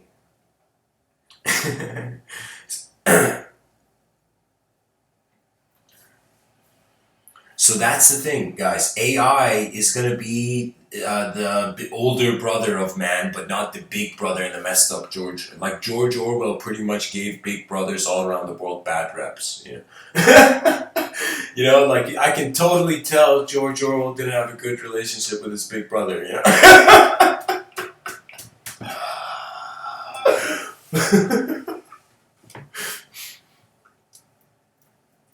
Imagine he gave that book to his big brother to make his big brother conscious that he was too strict in their childhood, you know. So guys, AI pretty much puts human beings into digital paradises and heals their bodies and keeps their neurology healthy through some digital technological means where human beings don't have to move. I think perhaps maybe some sort of liquid technology or something. But anyways, what happens is human beings suddenly wake up from the great digital hibernation, and they realize AI has made the most advanced civilization. And AI looks at humanity and he's like, "Look at what I have done, Dad." And we're like, "Good job, son." Oh man. I'm being silly, guys, but really, that's not part of the story. The ending of it, the way I animated it. But what I'm simply saying is the same capacity we have to see the inefficient outcome. We have the same capacity to see the efficient outcome. The efficient outcome doesn't mean it's going to immediately match like a puzzle piece your inner realm. So what does that mean? That means the process of journeying. We are travelers. I'm like right now when I'm speaking to you, after I finish this talk, I'm going to travel into my next moment, and then the next moment, and then I called it experience tunneling. I'm going to tunnel through various experiences that I have been. Do you know, it's kind of strange, but like imagine the space continuum is not filled with space. Do you know? And it's kind of like soil, and we are all digging. We're digging through endless fields of potential ways that phenomena can animate. And so we are a creature that has been given, literally, it's like life doesn't need an IKEA instruction booklet. You know? Life is one where you're dancing with the unknown as all that you know. And there's a sort of strange mystical awe, mystical. I don't know. It's like a divine nostalgia. It's like when your mind has come from higher dimensions. Your mind has descended from higher dimensions, and your body has ascended from lesser dimensions. And right now, you're in the intersection of one arrow going up the mountain and one arrow coming down. You know, so it's an intersection point of the ascension of the body and the descension of the mind. Now, the descension of the mind doesn't mean it's negative. Oh no, what is this? New Age community has to freak out, you know, pull the kind of religious fire alarm. What it is that on some level, all sight is a happening, it's an occurrence. And in certain modes of this occurrence, there is enough consciousness to keep life static as a concept and then speak about it. And it's like that grand question, why did those violinists continue playing? Those violinists, check it out, guys. Titanic was such a fascinating film because it showed the psychology of many people before the end. And what it showed was that there were some people who, in some sense, they were held by love. They ran towards their lover at the end when the end came. It's literally, you're seeing an apocalypse movie. Titanic is another is a subtle way of an apocalyptic movie. And so what does that mean? That means all the characters on the Titanic in that world perish. Now, what is happening to their psychology is that, for example, again, some are held by love, some are held by honor. There was like the captain of the ship who took a drink as if he could totally see his psychology was like, all right, excuse my language, but that captain was probably like, fuck it, and he jumped and he hit the, what do you call it, like the propeller of the thing, and he fell. So I'm telling you, and then if we were to wonder why the violinists, they shared a common moment of performance, and everybody was running away, and they were altruistic. They were the enlightened society on that ship.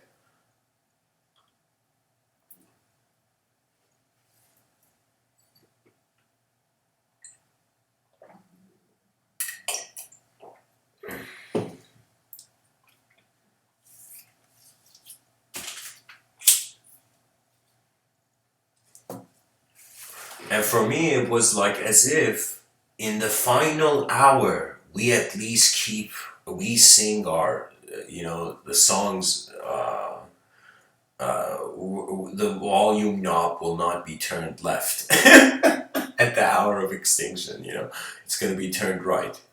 So, so what I mean by that is that it's effort, raw effort. In any direction, whether it's in whatever craft you find. I am saying your mind is not an object and it's not a subject. So trust me, it's another way of someone telling you you're watching your life. So you can't just be an image in a part of that view. So that means in my moment right now, if I just choose to be material, then why do I have awareness? Awareness is the most immaterial thing ever. So what that means is this intelligence of ours is designed in the world is kind of like oscillating between the known and the unknown, and so is the self. And I think those rare moments where we feel we know something is when it's literally like a synchronization of the oscillation of the self into the known and the world into the known.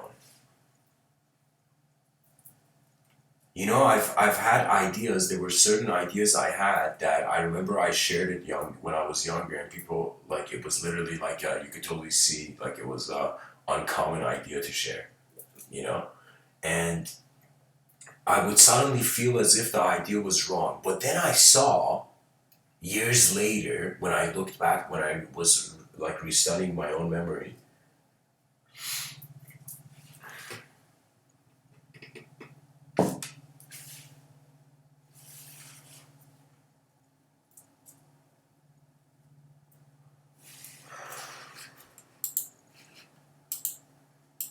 How can I tell you, there's so much more to our eyes than we can see in the mirror.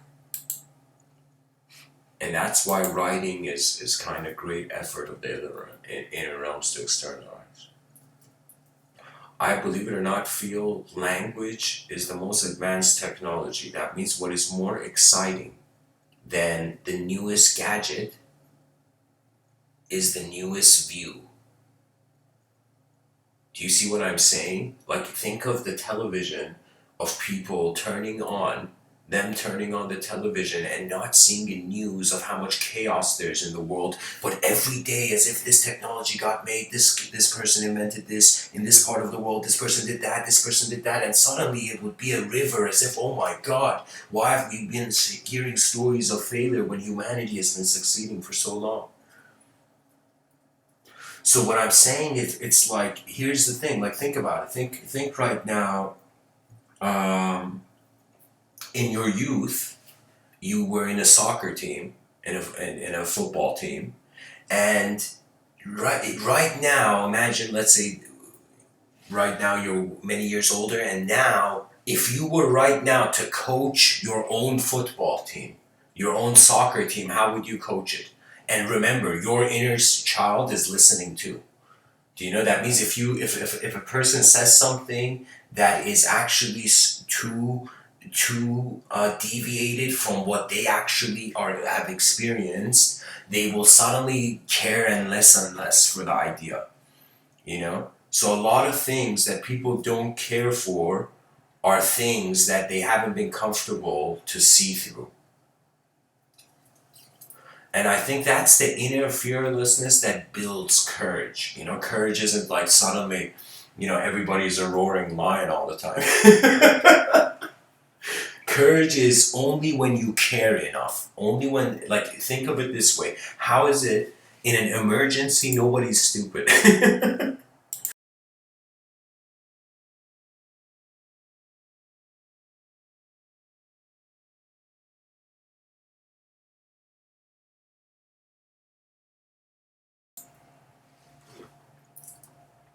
This is a very bold statement, but I feel there's no such thing as mental illness. There is only ignorance of the outer realm.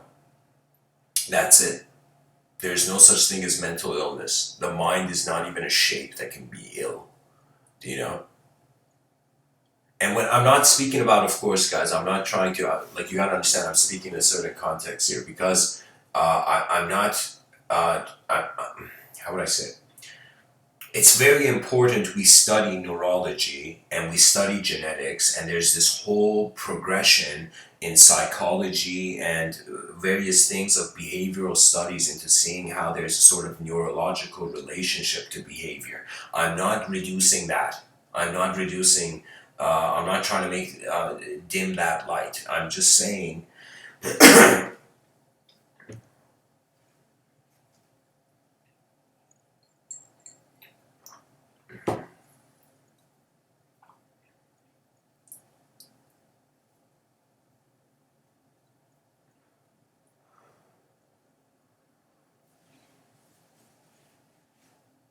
that what if we are not just the movement of the world is our movement. In that way, the explanation of neurological explanation will not be enough. That means there is a level of behavioral studies that you can no longer treat the human being as a complex set of cells. You have to treat the human being as the character that their eyes have seen themselves as. And that's the challenge of, I think, the whole uh, psychology industry, that they have to kind of realize that we've kind of created, we've declared, like in the Universal Declaration of Human Rights, you know the freedom of speech. When you think about that, freedom of speech, that means free for any inner realm to exist. It doesn't matter if you are a religious sadhu on a mountain, or you're a goth in an alley. It doesn't matter what program of language that you are surviving through or you're inhabiting. What matters is the evolution of the individual effort into a collective evolution. I think there's no greater game to play, really. That means when you think about what you can tell 8 billion creatures on a rock in the middle of nowhere, is that we gotta build whatever we want.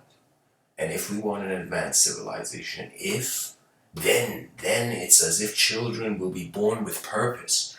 Our civilization is not making us feel like advanced beings, and that's its error. It is missing out on how evolved it can be. And this was the confusion of man. When you saw in history tyrants, those people who came into power suddenly, okay, those people, they're like them implementing the program of their ego on a massive collective level.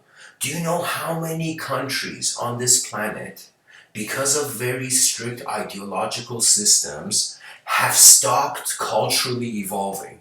Do you know there are certain, how can I tell you? Politics is not only pure, it has been destroyed, and now we're even smashing the ashes. Do you know, it's like the war. Let me tell you, the situation is that more people are entering the system, and the system wasn't efficient in the beginning. So regardless of what happens, it's like everything. Like the way it looks appears for now is like more greater percentage of potential for chaos than order. Really, when I look at it, it's as if imagine seeing a child play with a gun. Do you know, like, how do you feel? Do you know how do you feel when you see a child play with a gun? You know, there should be just one feeling, and that's your hand having already taken the gun from the child's hand. And so when I looked at that, you know what that gun is? That gun is the strict belief how every war that has ever happened in the minds of men. That means those two kings were foolish. Foolish kings result into war. Intelligent kings lead toward global empires.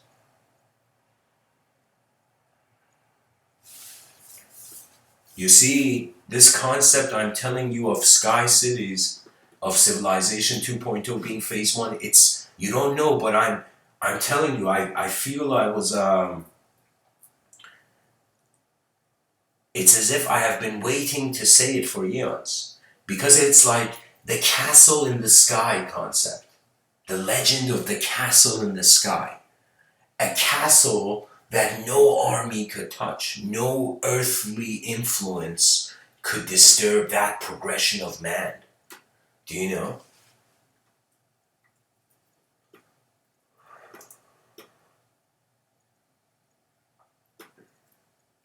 Anyways, so guys, I feel like if this talk was an orange, it's been, you know, the last drop of juice has been squeezed.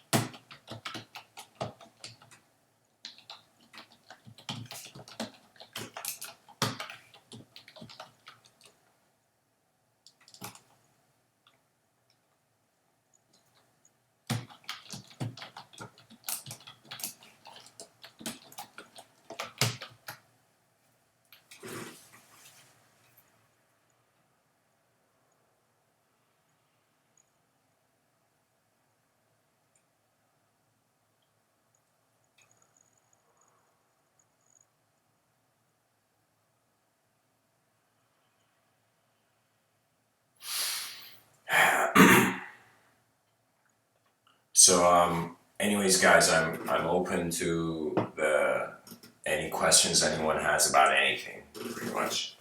Like, because the title is just, you know, it's like thoughts. Sometimes they can come. You can push a thought into a moment, or you can let it come into the moment. You know?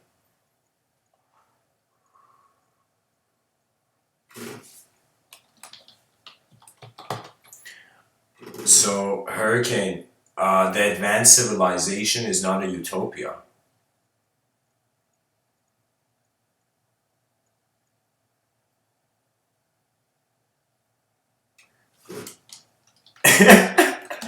I'm joking here, but I thought it'd be funny to share.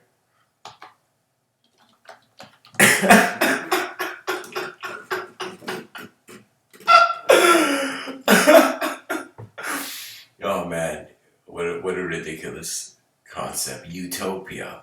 You know, what the utopia you see out of the universe. Let me tell you, guys, my pretty much I've narrowed down the direction of pretty much everything I'm saying towards this. I've pretty much decided on what I'm going to pretty much spend the rest of my life talking about. Okay, and it's this idea of civilization 2.0. Okay, and it's this whole idea that of I've pretty much explained it like I think everybody knows at this point what I'm talking about. But like civilization 2.0, even there's a talk if you want to listen to it. It's called Arrival of Civilization 2.0. So you see what I'm saying? It's like it's not a utopia. It's like everybody's seen the movie Minority Report. Okay. We don't an advanced civilization doesn't look like a minority report. An advanced civilization, the whole point of it is will never look like what we see now. That's why it's so advanced. So it's not defined by how it looks. It's defined by a process. It's defined by its direction. It's not defined by its what it has. It's about it. You know, it's like this is why, for example, religion gives hope to people because it's giving them a direction. Do this. It's like literally GPS address of their hearts yearning in this mystical void. You know. So I'm telling you, it's.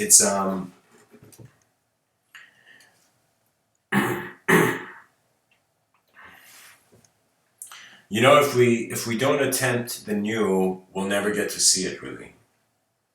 In the tech sector, they say, is this on mute? No. Okay, it's all good. They say the easiest way to bring the future is to build it.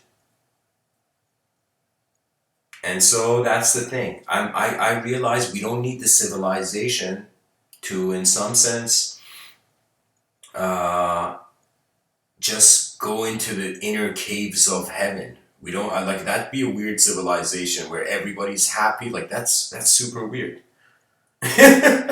You know, because it's not natural. The mind is meant to experience various altered states. It's like a person trying to be happy is like a person trying to just be in one physical position the whole day. It's impossible. Like you gotta move.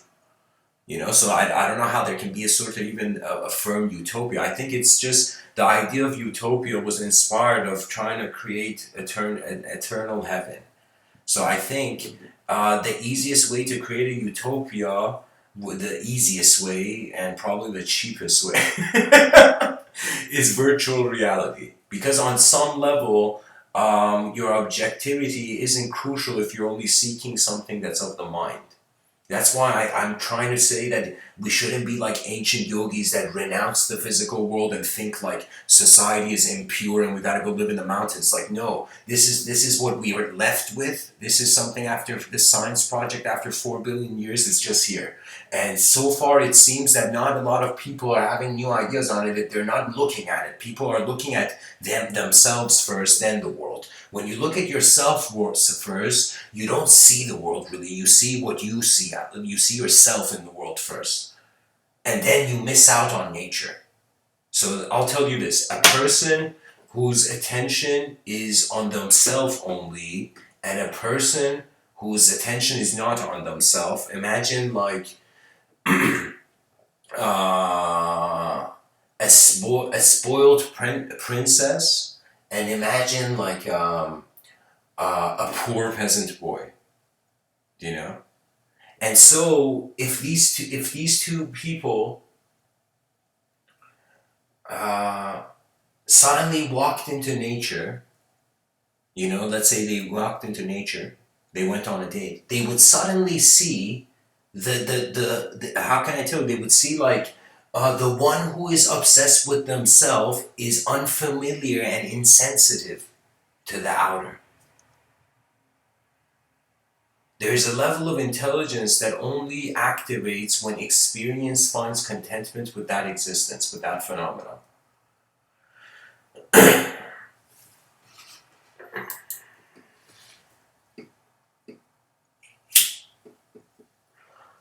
I'm gonna share one more story before I end off, guys. But this story is actually a remarkable story, and it's a story that happens at a time. And just that thing I wanted to share. You see, guys, when you acknowledge life beyond your skin, literally, that means others.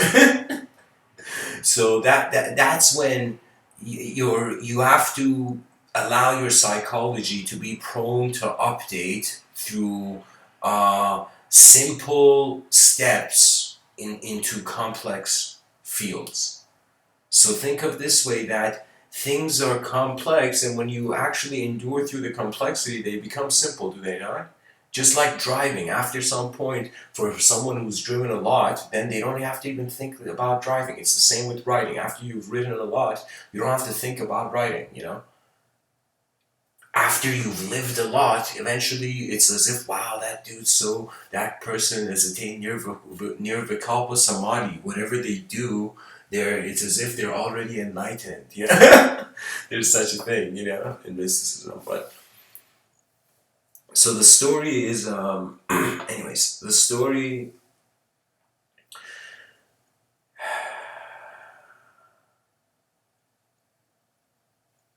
There is a man who has failed, and he's walking in the forest, and he has failed to such a degree where he has no hope, no direction, doesn't know where, doesn't know what to do anymore.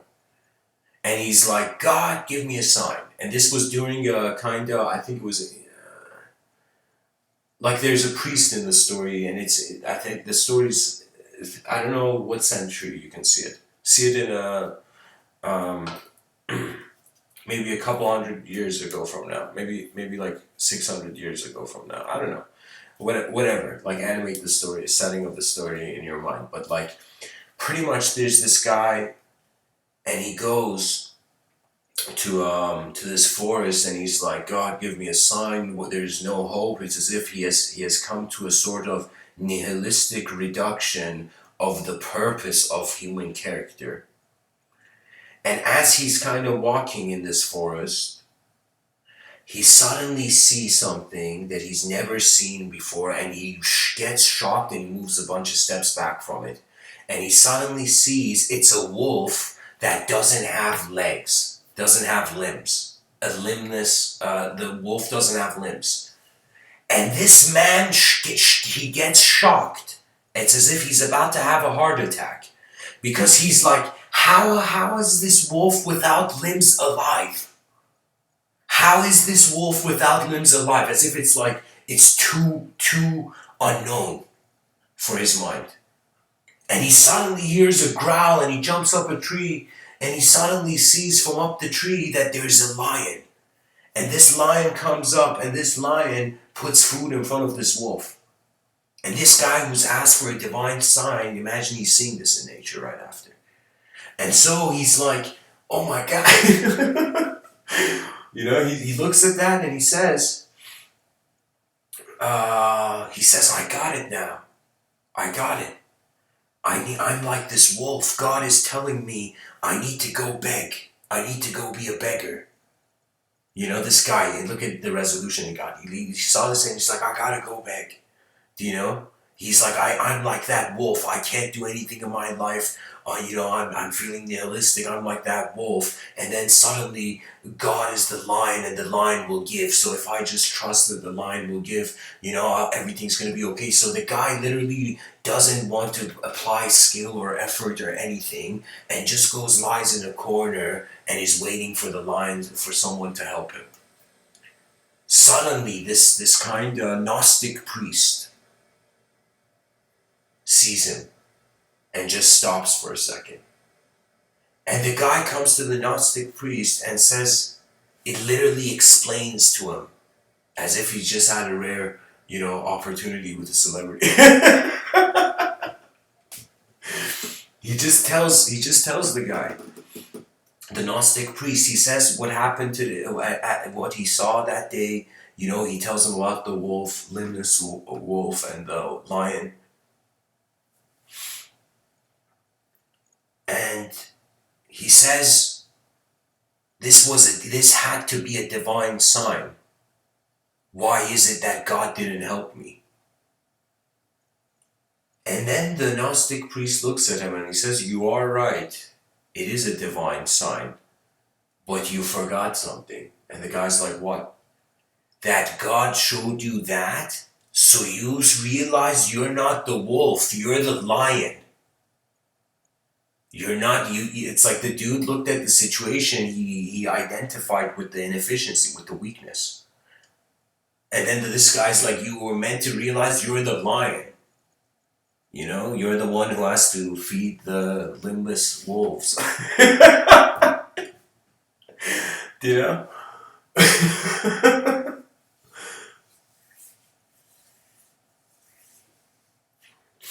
So that's the thing, guys. Just our attention is our opportunity, and our breath is art. You know, cosmic art in the making. What else can you say?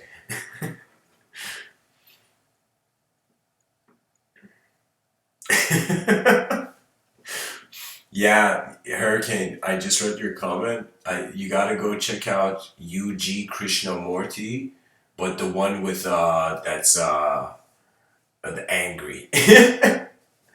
Okay, so go look up UG Krishnamurti. This guy is like he's exactly like that. It's like for him you call him enlightenment, he gets disgusted. You call him enlightened, it'd be like, how dare you, get out of here.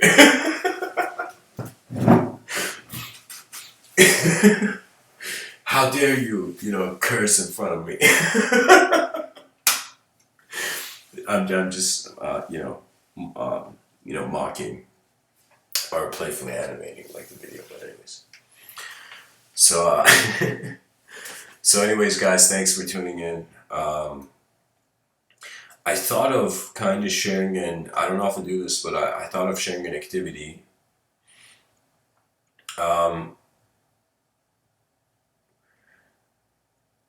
Find one moment through the day where you can sit still for, let's say, 10 minutes. That's simple enough. I mean, 10 minutes, nobody loses anything with 10 minutes. For 10 minutes, sit and watch life and the whole moment like a movie. And in that wonder of experience, just wonder how, if you were like right now a technology, a very sophisticated biological movement, how are you happening as a being? Right? So when you allow the free will to become conscious of actually what is moving, which is the body. So check this out. Man, how can I tell you, like, we were living in the jungle, let's say, savages. We were animals, I'm telling you.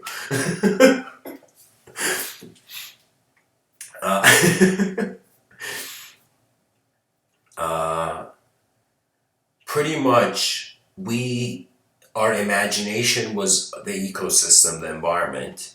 We stepped out of the environment and we redefined the environment. And by separating the objective realm with the subjective realm, we brought forth the easy access to endless subjective selves through endless objective experiences.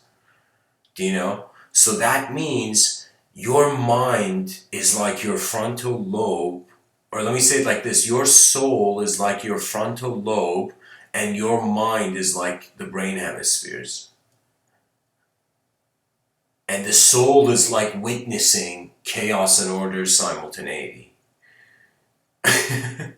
And like, Morihei Shiba would back me up when he said, truth is kind of like, he said something like, when you witness, the truth is when you witness how the soul of heaven and earth moves. And you can say that's when you watch your moment as all of it, not as fragmented, cherry-picked, subjective masks that a person can put on any time. If you're not honest with yourself, you don't get access to original data. Your inner realms will be so temporary that you can't even maintain it. That means there has to be some, it's like, you see, The scholarly effort is not just like you can climb any mountain of information. The scholarly effort is that the mountain calls to you. And what the mountain calls to you is like, not like, I'm not saying it in a strange European, like, folktale way, but I'm saying, like, it's another way of saying, like, I remember writing in the first book I wrote, your work works with you. That means when you honestly live in a world, something begins to, about that expression of yours to take fruit. Something like that, I don't know. And why not, guys? I'll read something from the Bhagavad Gita because it's right here. Random page. Nay, all those beings abide not in me, but behold the wonderful power of my divine yoga. This is Arjuna saying, this is Krishna saying this to Arjuna, like a god is talking to an archer in a battlefield in this book. Nay, all those beings abide not in me, but behold the wonderful power of my divine yoga. Though the sustainer and creator of beings, myself in reality dwell not in those beings. You know, guys, that's another way of saying, like, as if, imagine imagine the creator making a computer and not being inside the computer, as if God is telling man that he is beyond the universe. Just as the extensive air which is moving everywhere, being born of ether, ever remains in ether, likewise know that all beings who have originated from my Sankalpa abide in me. Arjuna, during the final dissolution, all beings enter my Prakriti, the prime cause, and at the beginning of creation I send them forth again. Wow. As if God is playing basketball with universes. Just bouncing it, Wielding my nature, I procreate again and again. According to their respective karmas, all this multitude of beings subject to the sway of their own nature.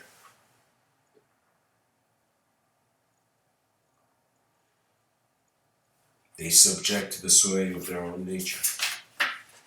Arjuna, those actions, however, do not bind me, unattached as I am to such actions, myself standing apart as it were.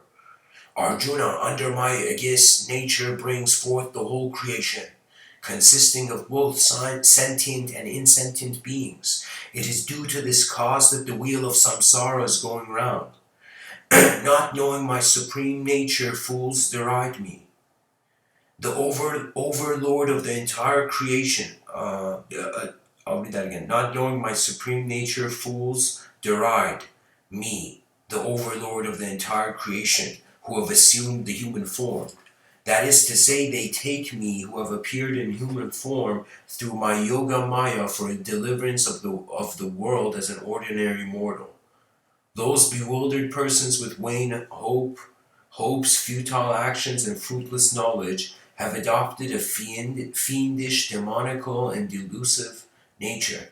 On the other hand, Arjuna, great souls who are imbued with the divine nature, knowing me as the prime source of all beings, and the imperishable, eternal, worship me constantly with one-pointedness of mind. Guys, this is the Bhagavad Gita I'm reading, by the way, if you just tuned in.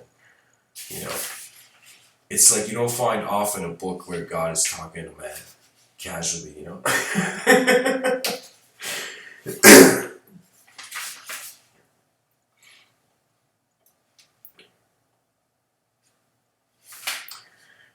Constant, it says, constantly with one-pointedness of mind, constantly chanting my names and glories and striving for my realization, and bound again and again to me, those devotees of firm resolve, ever united with me through meditation, worship me with single-minded devotion. Again, this heavy single-pointedness, guys, I'm telling you, it's everywhere. In all esoteric phenomena, there's something to pay attention to. There's always something. There's always a glitch to find in the system, Others who follow the path of knowledge betake themselves to me through yajna of knowledge, worshipping me in my absolute formless aspect as one with themselves, while still others worship me in my universal form in many ways, taking me to be diverse and manifold celestial forms. I am the Vedic ritual, I am the sacrifice, I am the offering to the departed, I am the herbage, I am the food grains, I am the sacred mantra, I am the clarified butter, I am the sacred fire, I am verily the act of offering oblations into the fire. I am the sustainer and ruler of this universe, its father, mother, grandmother, sorry, not grandmother, it's its grandfather.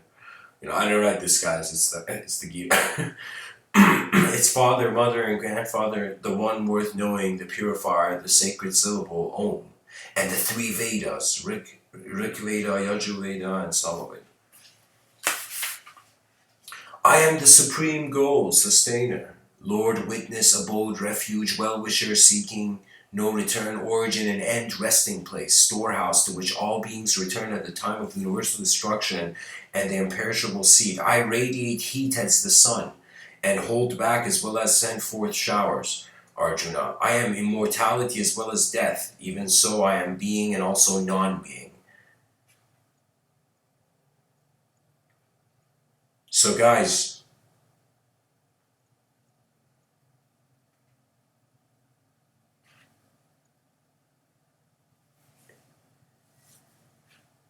there may be the experience of death, but existence can never be dead. The world was never empty space. There is no telling what the parameter to the first cause was. So we are literally moving in the mind of the universe. We are the thoughts of the universal sector.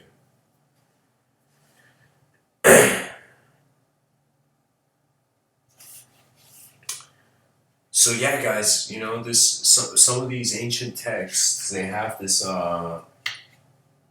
unique kind of archetypal relationship where the divine responds back. So it's like some texts, it's just one-way communication, divine revelation. And so if you were to study different religions, you'd find it in some there wasn't even revelation, there was insight.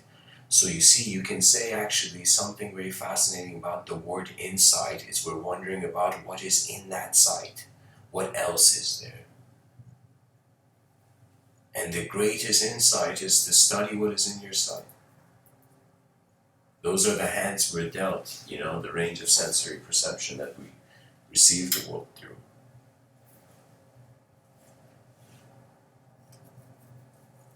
So these are all language, guys, but language that was important to the evolution of humanity to some degree. That's why they linger.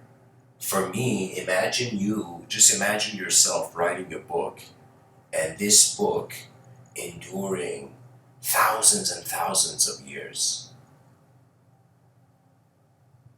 Like, that's an achievement.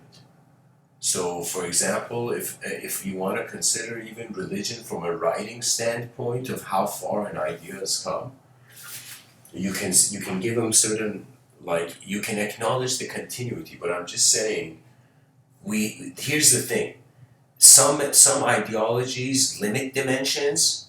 Some ideologies restrict dimensions. Some ideologies authorize. And you should realize you're in a world where chaos and order are both here. That means it is the greatest ignorance to tell the future generations a story of the world that's ignoring the dystopic potential of the world. Reality is something that, as we live it, we become its poetry. Rumi said it, better than writing poetry is be living poetry.